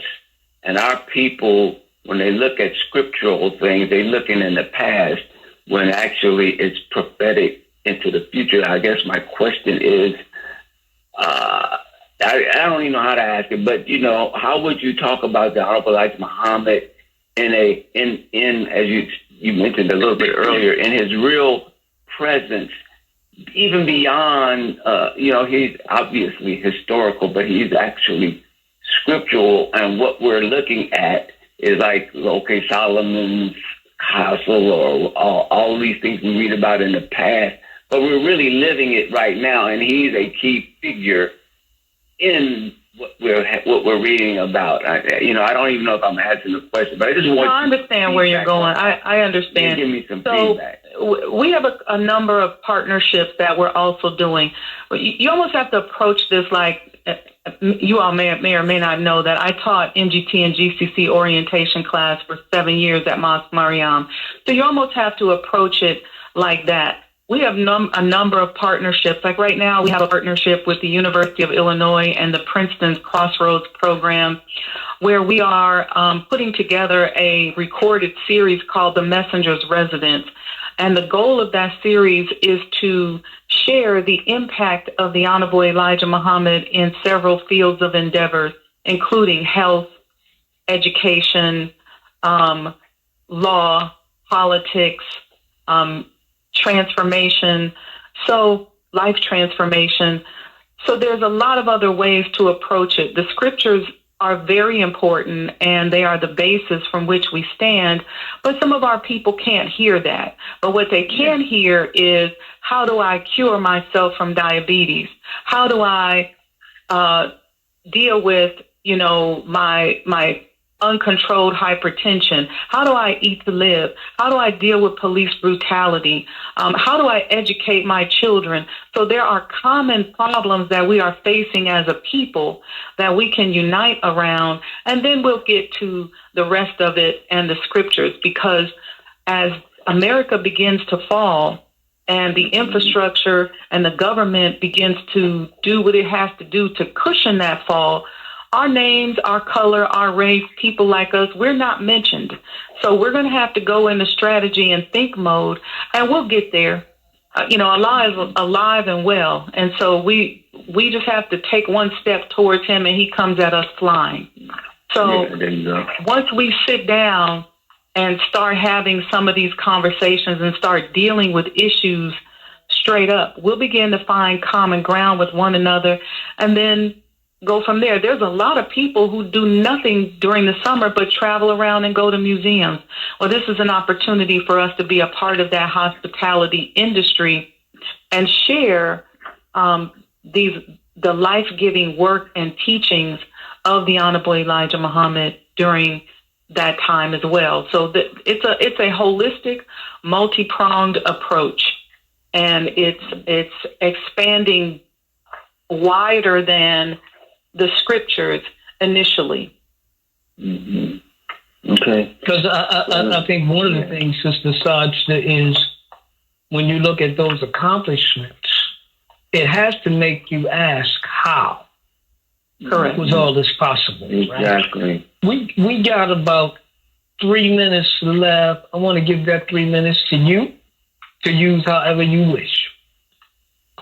Well, first off, I want to thank you all for your show, for the work that you're doing, the service that you've done. I've watched both of you labor and be of service, and so I'm grateful.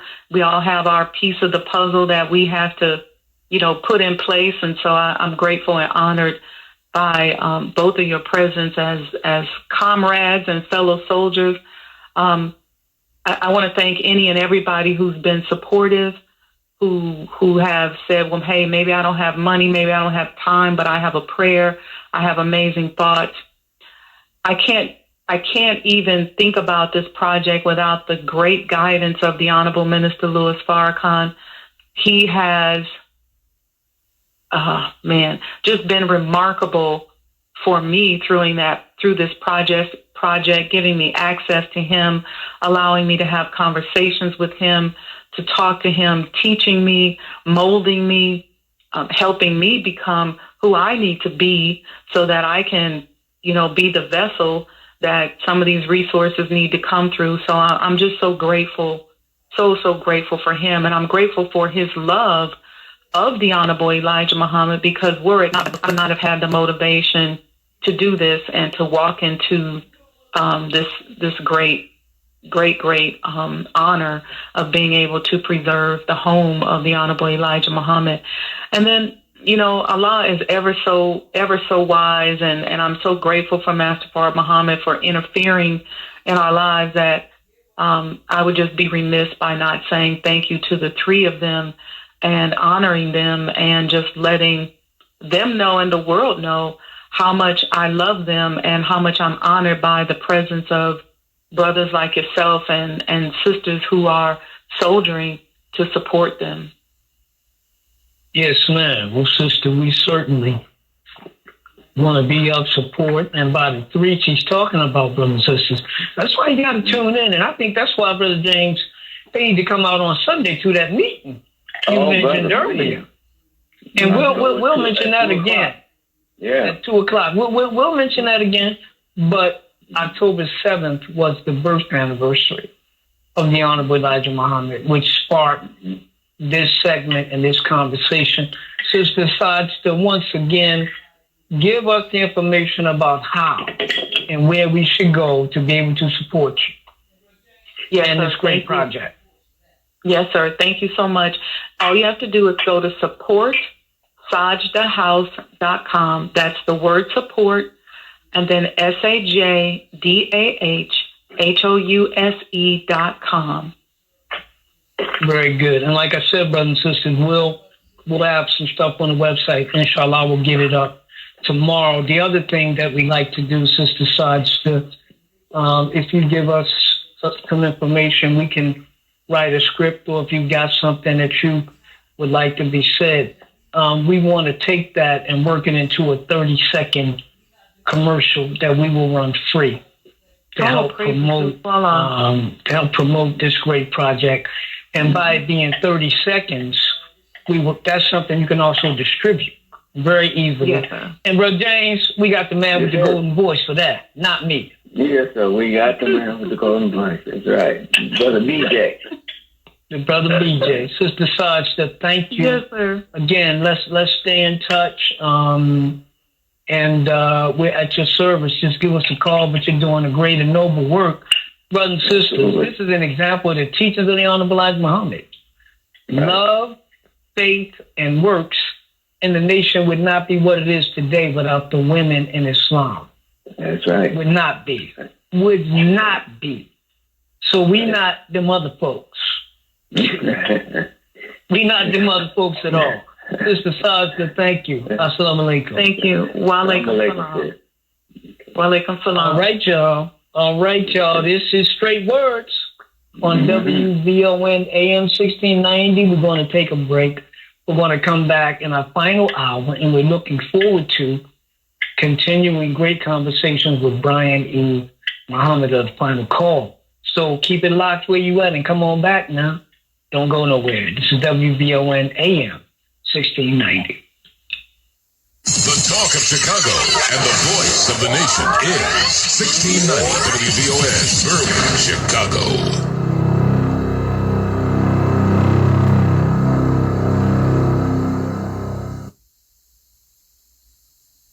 Did you know on average, every 2 minutes a woman is diagnosed with breast cancer? And 1 woman will die of breast cancer every 13 minutes. October is National Breast Cancer Awareness Month. Schedule a mammogram today. Breast Cancer Awareness Month is powered by Equal Hope. Get the support you need for a healthier life. Call 312-942-9368 or visit equalhope.org. I'm Vanessa Tyler. And I'm Mike Island from Mike Stevens on your home for 24/7 News, the Black Information Network. Get out now. The message to those in the path of monster Hurricane Milton before it hits. Milton is mean, barreling in as a Cat 5, not caring. People in Florida not yet done cleaning up from Helene. If you had storm surge flooding in Helene, the National Hurricane Center is predicting you'll see much worse flooding. Almost twice as much. So that's the warnings now. Florida Governor DeSantis says his state is in the bullseye. All folks on the west coast of the Florida Peninsula should be prepared for potential major impacts. Law enforcement says those who think they're going to ride it out, think again. If there are restaurants or bars or businesses open, we're going to go in and ask you to shut down. And if people refuse, we may end up taking some enforcement action. Generally speaking, we don't do that. The Black Information Network has an eye on the storm and will bring you the latest. Message to the rich. If Vice President Harris becomes president, she will tax your fair share.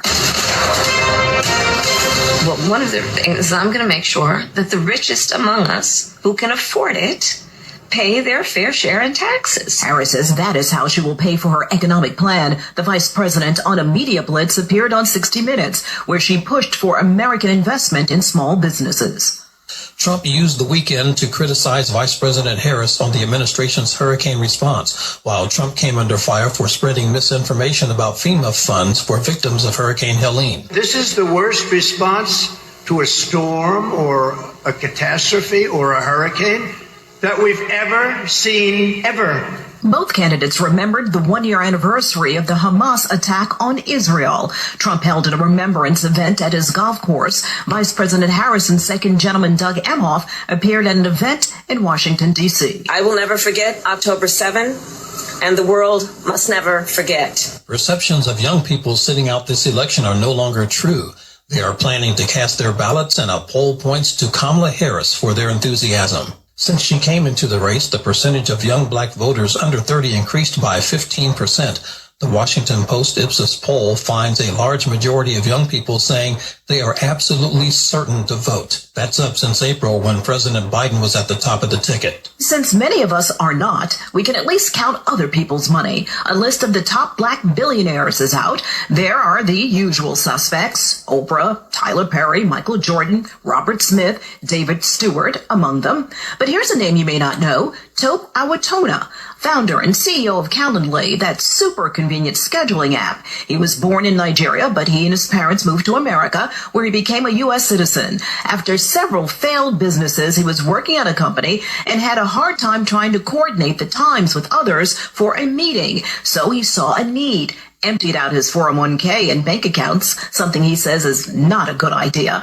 But as he sits on the billionaire list, it paid off. I'm Vanessa Tyler with Mike Island on your home for 24/7 News, the Black Information Network.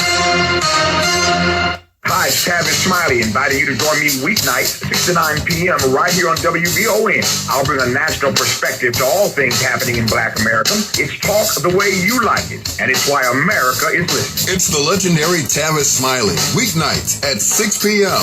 on The Talk of Chicago, 1690 WVON. It's all about great food and service at Let's Eat to Live restaurant located at 621 East 67th Street on the south side of Chicago. Fresh, healthy, life-giving meals prepared with love. Veggies, fish, chicken, lamb, burgers, soups, breads, delicious desserts, and more. Some coming from our on-site garden in season. We got good food for your soul at 621 East 67th Street. That's Let's Eat to Live Restaurant. You can stop by or call us at 773-966-6549 or visit the website letseattolivcafe.com. Tune in every Wednesday night at 9 p.m. for Speak On It with Dr. Kofi Malik. You've seen him on cable TV. Now hear his spirited conversation on the Talk of Chicago. The question at hand is raising voices of the Negro. That plain and simple. Tune in every Wednesday night at 9 p.m. for Speak On It with Dr. Kofi Malik on the Talk of Chicago, 1690 WVON. Discover the captivating world of Black art and history at AfricanWorldArt.com. Are you seeking a unique and meaningful gift, or do you just want to come celebrate the richness of the Black diaspora? Our online gallery is the place for you with a wide selection of paintings, sculptures, prints, posters, and more. Journey through time with images that document our triumphs and challenges, from present-day icons to ancient civilizations, as well as the struggles of slavery, resistance, civil rights, the Black Power movement, and the Black impact on sports, entertainment, politics, and global justice. AfricanWorldArt.com is more than just an online store. It's an inspiration drawn from our experiences. Visit AfricanWorldArt.com or call 267-312-4189. That's 267-312-4189. AfricanWorldArt.com. Since 1985, it's where Black fine art and historical pictures come to life. That's African spelled with a K. AfricanWorldArt.com. Got a three, got a two, got a one. Yes! Tune in Friday, 9 to midnight for The Fundamentals, where I, Titus T. Williams, bring the mental. Thanks, Captain Obvious. And I, DJ Turbine Arturo Garza, bring the fun. Are you not entertained? Is this not why you are here? So if you want some wacky, some good conversation, but some fun, and a little serious, for all your sports needs, tune in to The Fundamentals. Friday nights, 9 to midnight. See you there. You like that? You like that? Light, life, and power drives our weekly talk show. Straight Words on WVON 1690, The Talk of Chicago. This is Naba Richard Muhammad. This is Brother B.J. Murphy. This is Brother James G. Muhammad. Tune in Tuesday nights, 9 to midnight for real Black Talk. It's Straight Words. On Straight Words, we inform, we educate, and we have a good time. Black voices speaking on the Black struggle for freedom, justice, and equality, and bold defenses of the Honorable Minister Louis Farrakhan and the Nation of Islam. This Tuesday, 9 p.m. to midnight Central Time on WVON 1690 AM and WVON.com. And go to our website, straightwords.com, for more content. We're Black. And we're strong. We're unapologetically pro-Farrakhan. Hey, Alexa, play WVON 1690 AM. Getting WVON 1690 AM station from iHeartRadio. Try it out for yourself. America is listening to WVON. The views expressed on our programs are not necessarily those of WVON, Midway Broadcasting Corporation, or our participating sponsors. The following is paid programming. The views are not necessarily those of this station. We are the Talk of Chicago, 1690 WVON.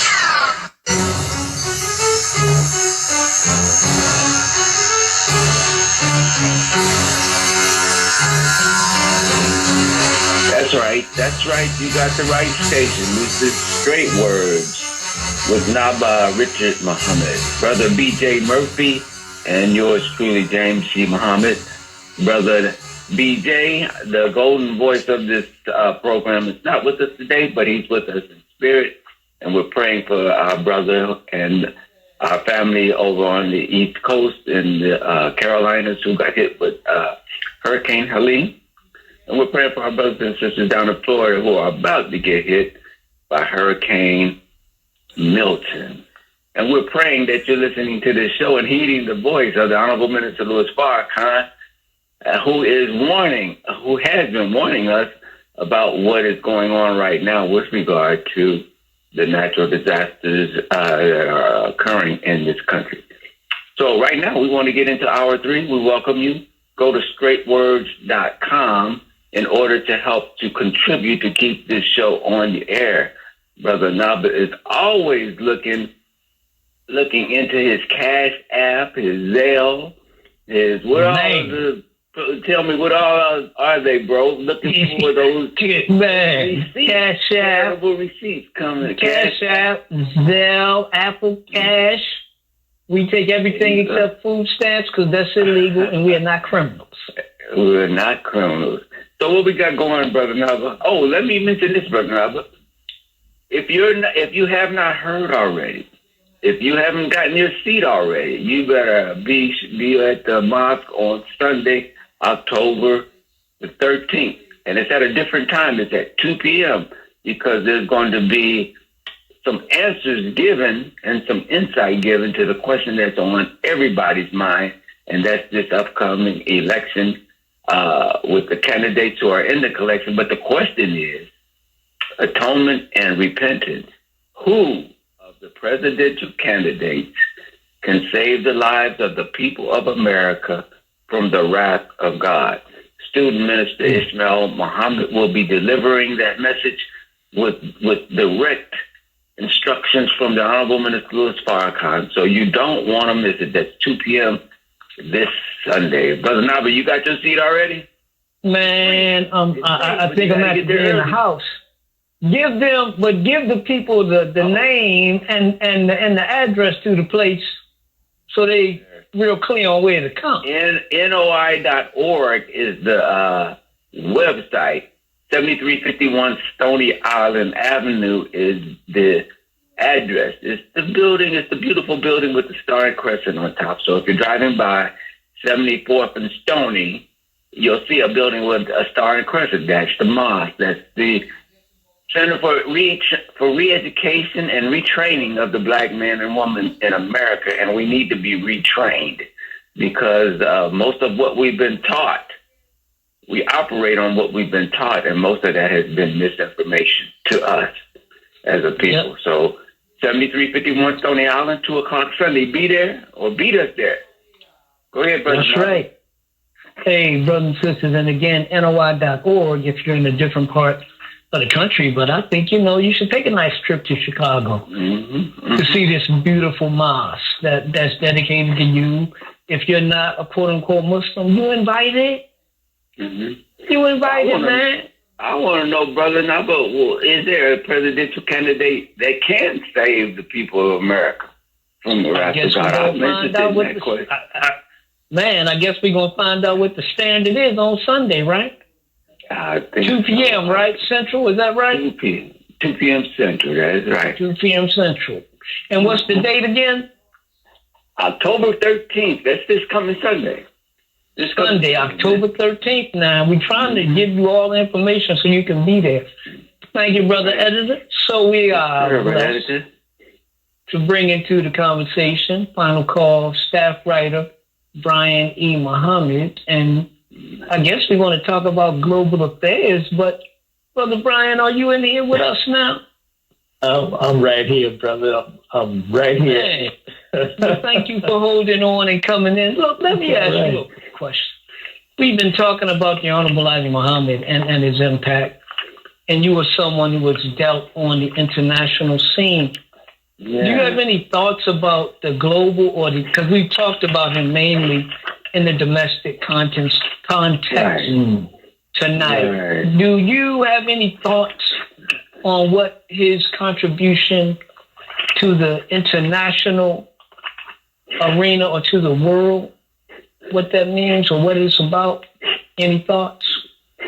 Yes, sir. I mean, the most honorable Elijah Muhammad, it was said that Allah had went before him, as well as the Honorable Minister Louis Farrakhan, but went before us to make friends all over the world.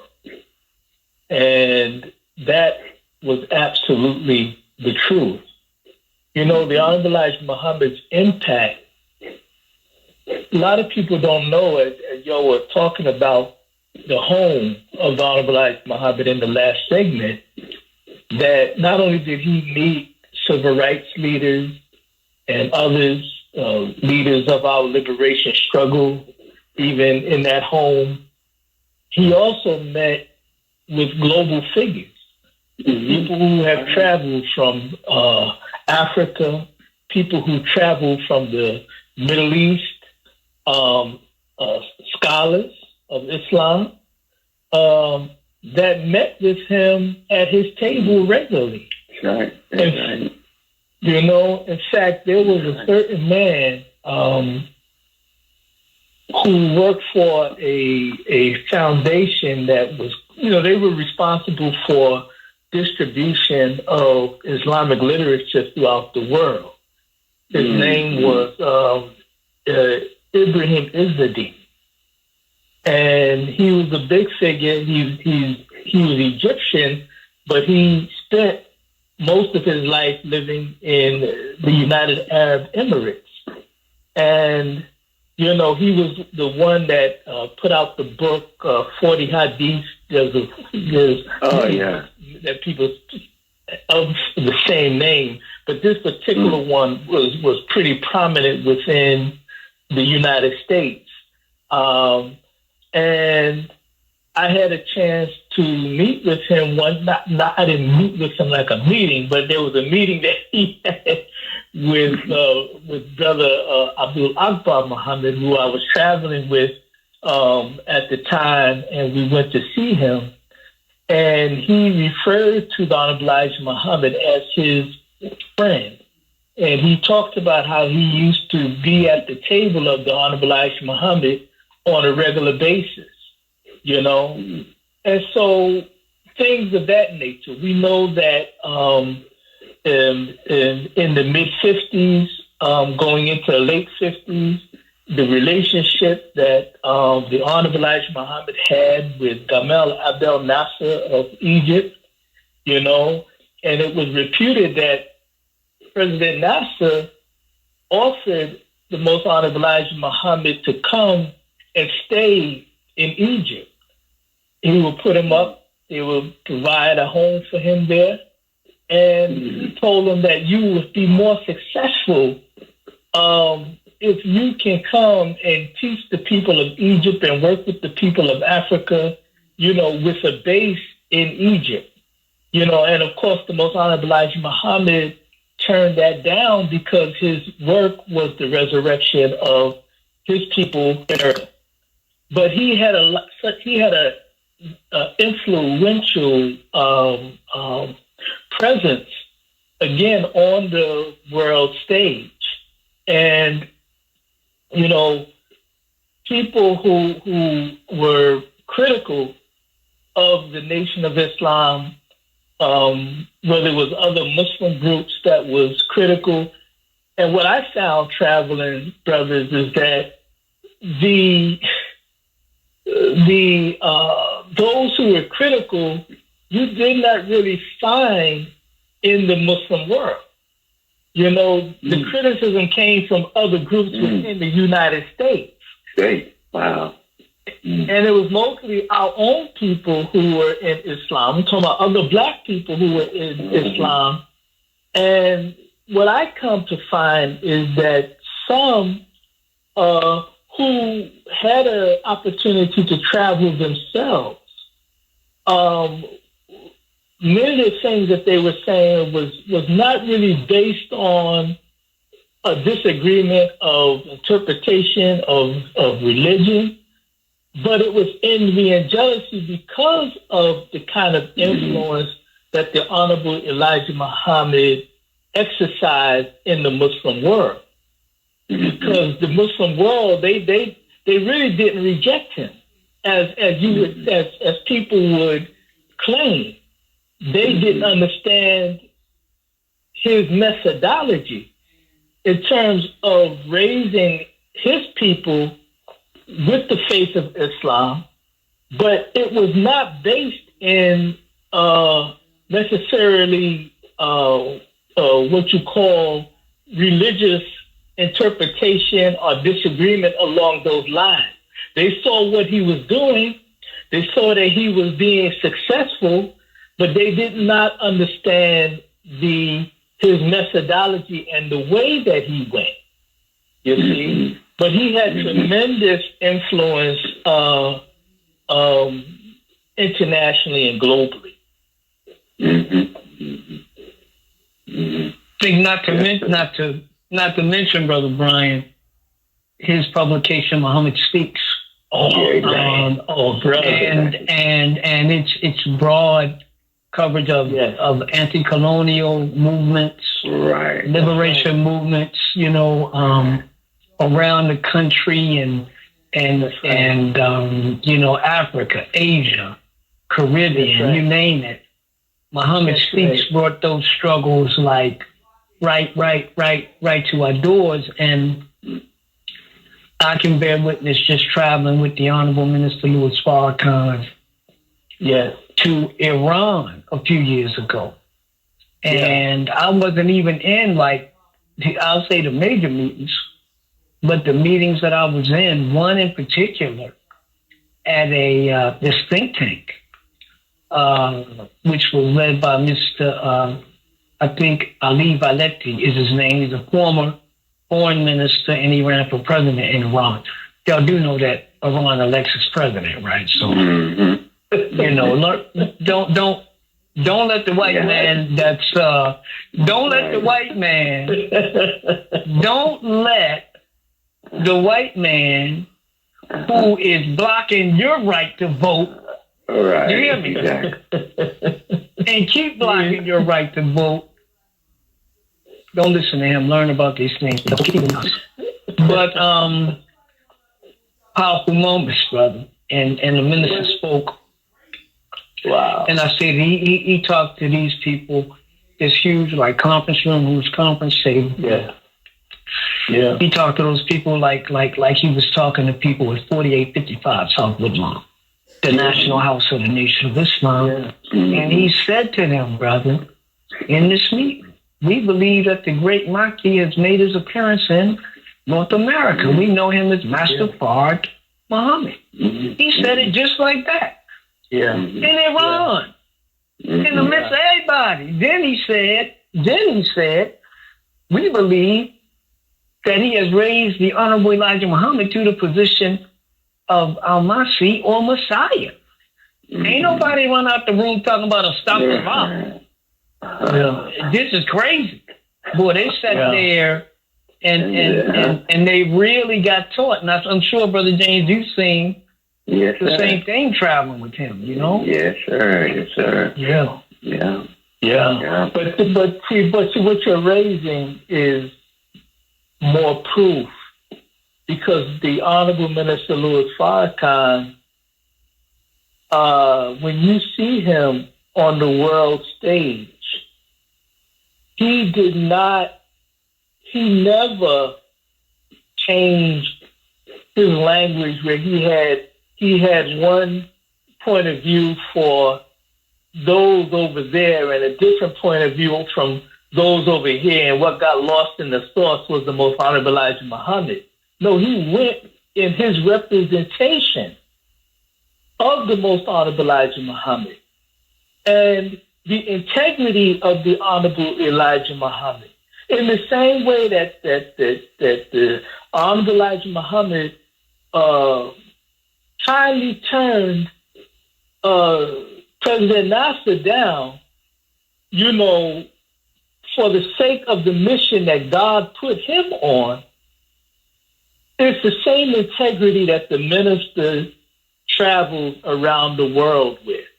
And now we're in the week where we're celebrating the 29th anniversary of the historic Million Man March and Holy Day of Atonement. And it was after the Holy Day of Atonement and Million Man March in 1995 that the minister embarked on his second World Friendship Tour. Right. And he did not go around the world with a message, of division, with a message of divisiveness, with a message of, look at what I just did in Washington. In fact, it was what Allah blessed him to accomplish again. fulfilling a vision of the Honorable Elijah Muhammad, who himself said that one day we're going to have a march in Washington and we're going to get what we went to get. Remember, the Million Man March, that whole vision came out of an experience he had with the Most Honorable Elijah Muhammad, watching the March on Washington in 1963, and the Most Honorable Elijah Muhammad discussing the frivolousness that was going on. It looked like one big picnic of whatnot going on. And he said, when we do it, it will be a different type of thing. But as a result of the minister, Allah blessing the minister with the success of it, opened the doors of people who knew him. I'm talking about world leaders who already knew of him, but it softened, it gave them a real glimpse of the power that this man has, again, not from the government of America or some other entity, but from God himself. And he was invited in many places to come and help me solve my problem, help me solve my own domestic issues between me and my people, right? So when the minister went around the world after the Million Man March, the central theme was atonement, reconciliation, and responsibility. But the Honorable Elijah Muhammad, again, talking back on the integrity, the underpinning of the minister's trips around the world. And we can't, and for the people out there listening, no, we can't talk about separate the Honorable Elijah Muhammad and his world stature from this world stature of his student, right? And so the other integrity factor that the minister went around with was, and he told his delegations this, especially on those peace missions that he embarked on. From the Holy Quran, it says, and seek no favor seeking gain. See, the minister didn't go there grubbing for money. He didn't go there saying, okay, I'll come and see how I can help you solve your problem, but this is my consulting fee. No, the minister didn't roll like that. And the Honorable Elijah Muhammad did not roll like that. See, but the fact that the world leaders hold on them, to, again, help them solve the problems that they were facing in their own countries, it was based in, again, the integrity that they had, sticking with the way of Allah and not being some greedy person out there with an opportunity to get some money. Mm-hmm. And I just wanted to say that because a lot of people may not know who did see the minister traveling, because the news media, this polluted stream, that's my word for the mainstream media. Mm-hmm. The polluted stream media, they said that Farrakhan's over in Africa and over in this place and that place grubbing for money. No, he went with the express idea and the express instruction that he gave those who traveled with him and those who traveled on his behalf. Remember, do no favors. Yeah. Seeking gain. To that point, brother Brian, that's one thing that I think kind of gets overlooked sometimes. Obviously, the minister travels, and he travels as a head of state. Make no mistake about that. But when the folks that he's going to, when we go overseas, I think they observe is how the people with the minister act, and they notice the discipline. I think they notice the military posture that the brothers and the sisters who travel with the minister carry, how we carry ourselves, and that, like you said, there's not frivolity or, acting silly, et cetera, et cetera. We're very, traveling with him, very disciplined, very orderly, very respectful. And to the other point, when the minister travels, like I said, he's received as the head of state. He's very respected, and they respect his counsel. I recall there is with regard to explaining the position of the nation spiritually and scripturally, etc. I would encourage, one of my favorite YouTube videos is watching the minister respond, and you all have seen it, I'm sure, to he's in Egypt responding to a journalist, as an American journalist with the Washington Times, whose aim was to create some friction in his questions to the minister about masterful Muhammad and how Allah blessed him. And this is in the midst of Egyptians who, and scholars in Egypt, etc. Yeah. The questioner meant it to create chaos and for the evil, but Allah blessed him to do it, to come up with an answer that totally was good and obliterated the journalist's motive.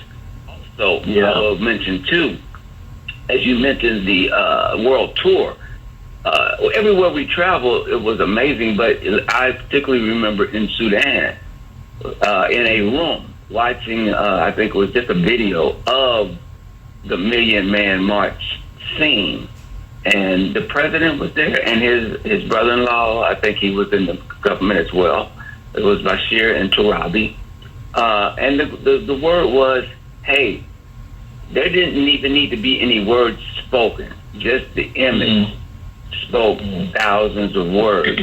And so, like you said, man, that Million Man March, the image, even if there were no words spoken, 1 million, 2 million men on a mall, no fighting, no arguing. It was just total unity. That impacted the world. And as we're getting ready to celebrate the anniversary of it on Sunday at 2 p.m., that everybody needs to come to the mosque at 7351 Stony Island. We're going to talk about that in the context of the current issue with the presidential election. So we're inviting everybody to come out. Just wanted to mention that, Brother Brian. And I want to compliment you too, Brother Brian, on your excellent reporting, man. Your reporting on these issues internationally are very good. Praise be to Allah. I really certain things we need to know. Like I'm looking at the Honorable Elijah Muhammad made Hajj to Mecca in 1959. Yeah, take Umrah. Yeah. Right? Umrah in 1980. But he made Hajj to Mecca. So there's much that we need to understand. And I believe he also traveled to Egypt, am I mistaken? Yeah. Egypt, Pakistan, Sudan. Mm-hmm. Yeah, I mean now. Yeah, go ahead, Brother Brian. I mean, this is what I was saying. Those are the other, those other places that he went to on that trip, and but again, the universal aspect, or the universal scope, I would say, of the teachings of the Most Honorable Elijah Muhammad, there's a wider resurrection of our people that he talked about, which encompasses humanity, which encompasses the rest of our people across the world. And, but again, his teaching, for those of us that's in the Nation of Islam, and those of you who are looking at it from the outside, yes, we're trained on how to act at home and abroad. We're trained on how to be civilized. We're trained on how to walk with the best in civilized society, not just the society here in North America, but the societies of the world, you know. And so this puts us in a position where we are sought after or we're desired, you know, but all of this comes from the training that we receive from the teachings of the Most Honorable Elijah Muhammad, you know. And again, you were saying earlier, you know, don't listen to those out there who paint other pictures. You know, I was blessed to be with him on that trip when he was in Egypt that you just mentioned, Brother James, and on that same trip when we were in Mecca, to see the people. Now, we were doing a Umrah, minor, that's Hajj out of the Hajj season. And we're doing our circumambulations around the Kaaba. And the word began to circulate that the Honorable Minister Louis Farrakhan was in the precincts of the mosque. And you should have seen the people who was trying to get to him. And they were not trying to get to him to debate religion. It was almost like the scene in the scriptures where it talked about Jesus and I just want to touch the hem of his garment type of situation. See, but where did that love come from? See, that love came from men or the servants of God who developed themselves in love for humanity, you know, in love for the condition, because most people around the world who, you know, they may not be familiar with anything that we teach, but they're familiar with the principled position, the consistent principled position that the Honorable Minister Louis Farrakhan consistently takes on issues that affect their lives in their country. You see? And he's echoing the way of his teacher, the Most Honorable Elijah Muhammad. So this is a wonderful time to really reflect, a wonderful time to really get to know all of the various aspects of the Most Honorable Elijah Muhammad. He's more than a social reformer. Yeah, he did that. Of course, he reformed us, but he was more than that. Much, much, much more than that. See, and we have to learn, because he represents the epitome of life. Black life, but life. Where Allah can take you if you submit to the will of God. Yeah. Yeah. You know, Brother Brian, I want to introduce some actual facts, or some additional actual facts. So between November 1959 and January 1960, the Honorable Elijah Muhammad embarked on a world tour where he met and made friends. He was received in Turkey, Pakistan, Syria, Sudan, Egypt, Ethiopia, Lebanon, Jordan, and Saudi Arabia, where he made Umrah, or the minor pilgrimage. He was received and afforded the hospitality of a king and head of state. The trip also stilled the slanderous voices of detractors, actively spreading lies about lies that the Nation of Islam was not recognized in the world of Islam. Writing back to America, the Honorable Elijah Muhammad compared the experience to Prophet David's song, quote, "Behold how good and how pleasant it is for brethren to dwell together in unity." The biblical verse illustrates his treatment by friends made for him in the Muslim world by Allah God, as he expressed in his correspondences. Quote, we were lucky on our arrival in Jeddah, which is in Saudi Arabia. To our surprise, Allah had placed a guide for us on the plane. The Honorable Elijah Muhammad said the Honorable Elijah Muhammad in words describing his travels. By the early 1970s, he guided the Nation of Islam into international trade and commerce. Elijah Muhammad began importing millions of pounds of fish from Peru as one of a number of international business relationships.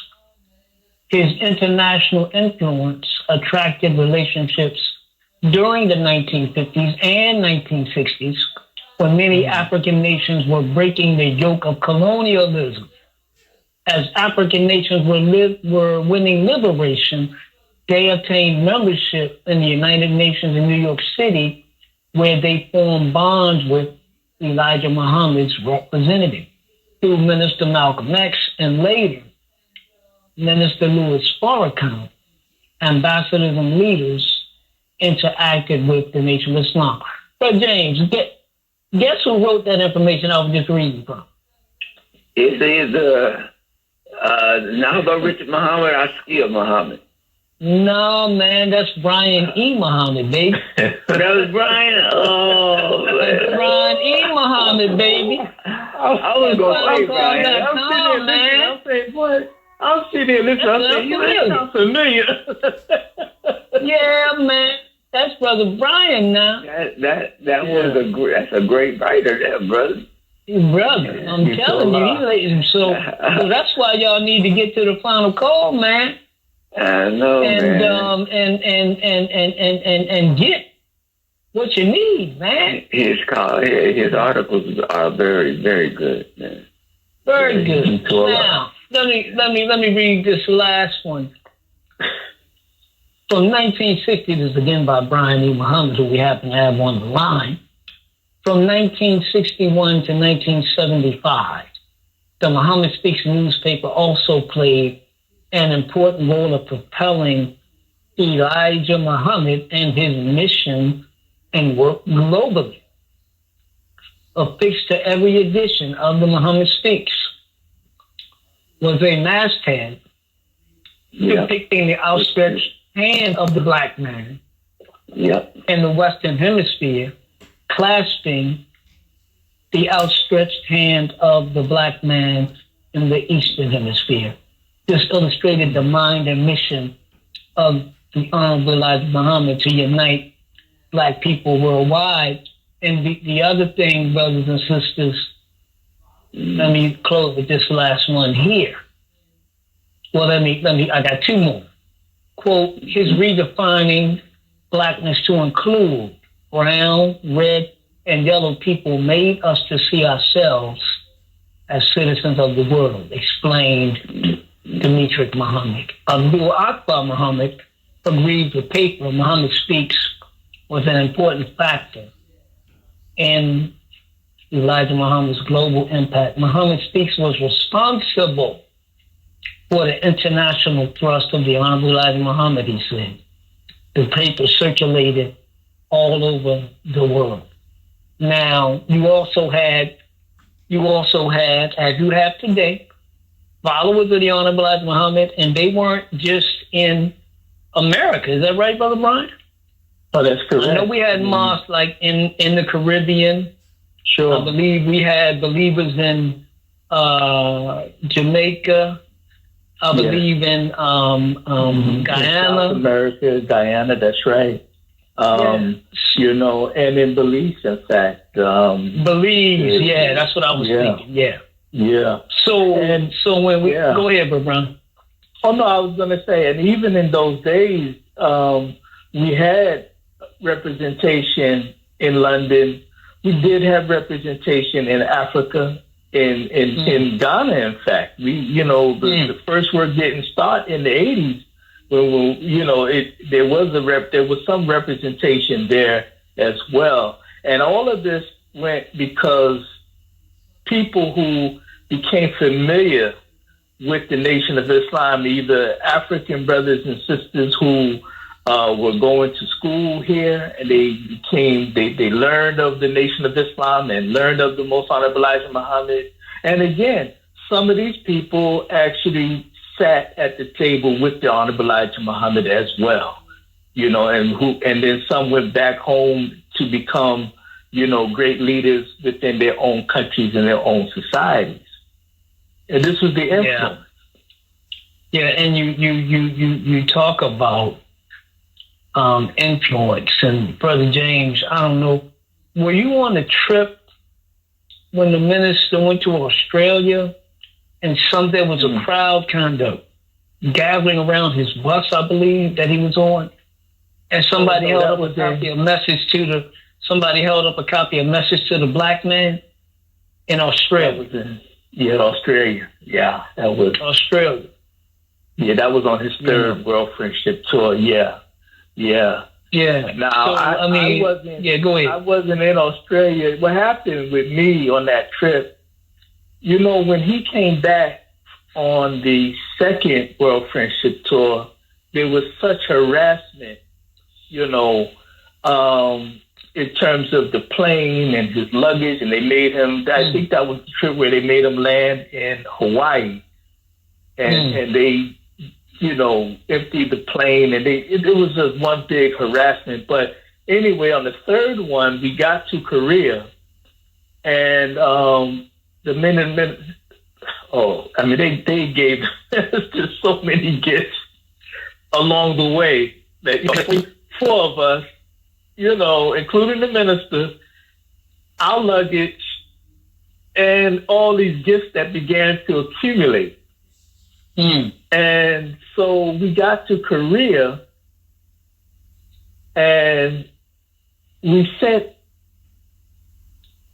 I think it was one pallet. Yeah, it was one big pallet of luggage and mostly gifts and stuff, back to the United States.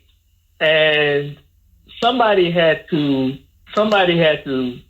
do that, and so it was basically the way it was put to me was to make it fair.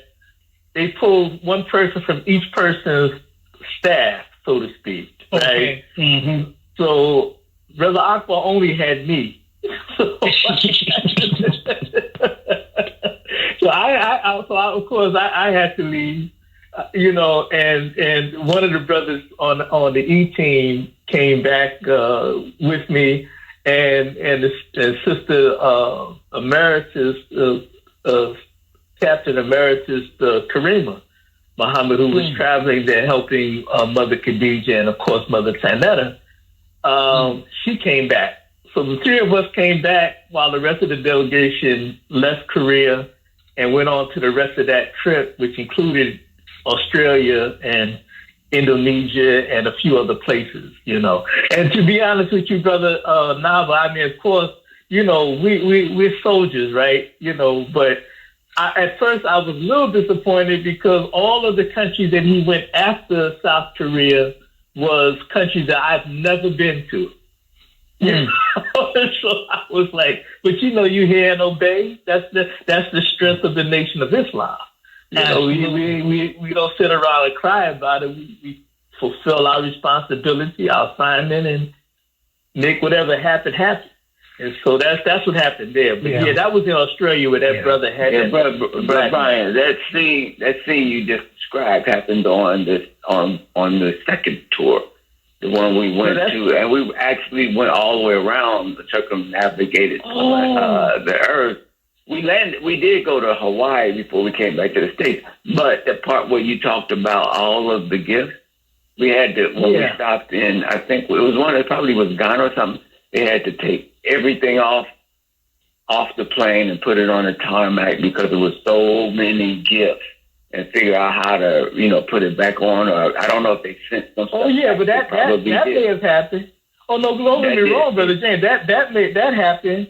But I'm talking about but on the third one, there were so many gifts that, It had to be sent back by cargo. No. We sent it. Yeah, I'm just saying. I'm just demonstrating how not only on the third trip, but that something similar happened on this. It also happened on the second year. Yeah, the love of the minister. I mean, you know, and all kinds of overtures and gifts.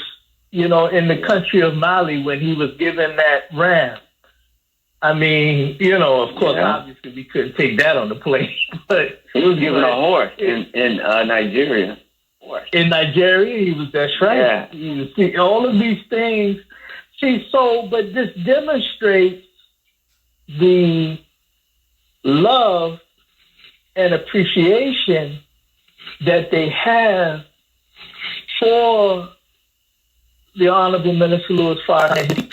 See, this is the demonstration of love. And again, these are things that the minister lobbied for. He didn't go there asking for this treatment. He didn't go there requiring this treatment. You know, he went there and this is what they came and met him with. Right. Right. So, Yeah, man. Yeah. We really have and then at the same time, no other. What black people do you know is afforded that kind of treatment and that kind of reception after being away for 400 years, losing our minds, being lost and turned out, you know, coming back, not even knowing our original names, not knowing who we were, you know, and then for us to be reformed. And I say we're still in the process of reformation. But the point is, we were qualified enough at the face of two men to be received in that way, especially if you know, in the light of the what they call cultural imperialism, brothers. Yeah, you know, exactly. They sent the gangster image, you know, the negative image of our women, you know, that went around the world. Yeah. And so if we put that in context, then I think that people should have another look at the Honorable Elijah Muhammad and his student, his prized student, the Honorable Minister Louis Farrakhan. Yeah, and I think Brother Brian, that and Brother James, what the Million Man March represented had an international impact. For example, in August of this year, thousands of Nigerians took to the streets to express frustration over the high cost of living. Unfortunately, protests turned violent one day with 22 deaths recorded according to local media. That march was called the 1 Million Man March. That's in Nigeria. But wait, there's more. But wait, there's more. Wait, there's more. So in Yemen, right? In Yemen on September 16th, this is what, October? Organizers of a 1 Million Man March in Yemen, issued a statement affirming their continued support for Palestine and escalations in armed forces operations against Israel. On Friday, this is from Al-Medine English website, and this is from September 16th. They reported on Friday, demonstrators swarmed the streets of Yemen for the 48th consecutive week in a 1 Million Man March. The Prophet of Guidance is Walid, a call for solidarity with Gaza and Alaska. The march included the Yemeni capital of Sana'a and 14 other governors and came in support of the people of Palestine, and the Yemeni armed forces continued support operations. Million-man march. I'm gonna leave it at that. But this is just part of many, you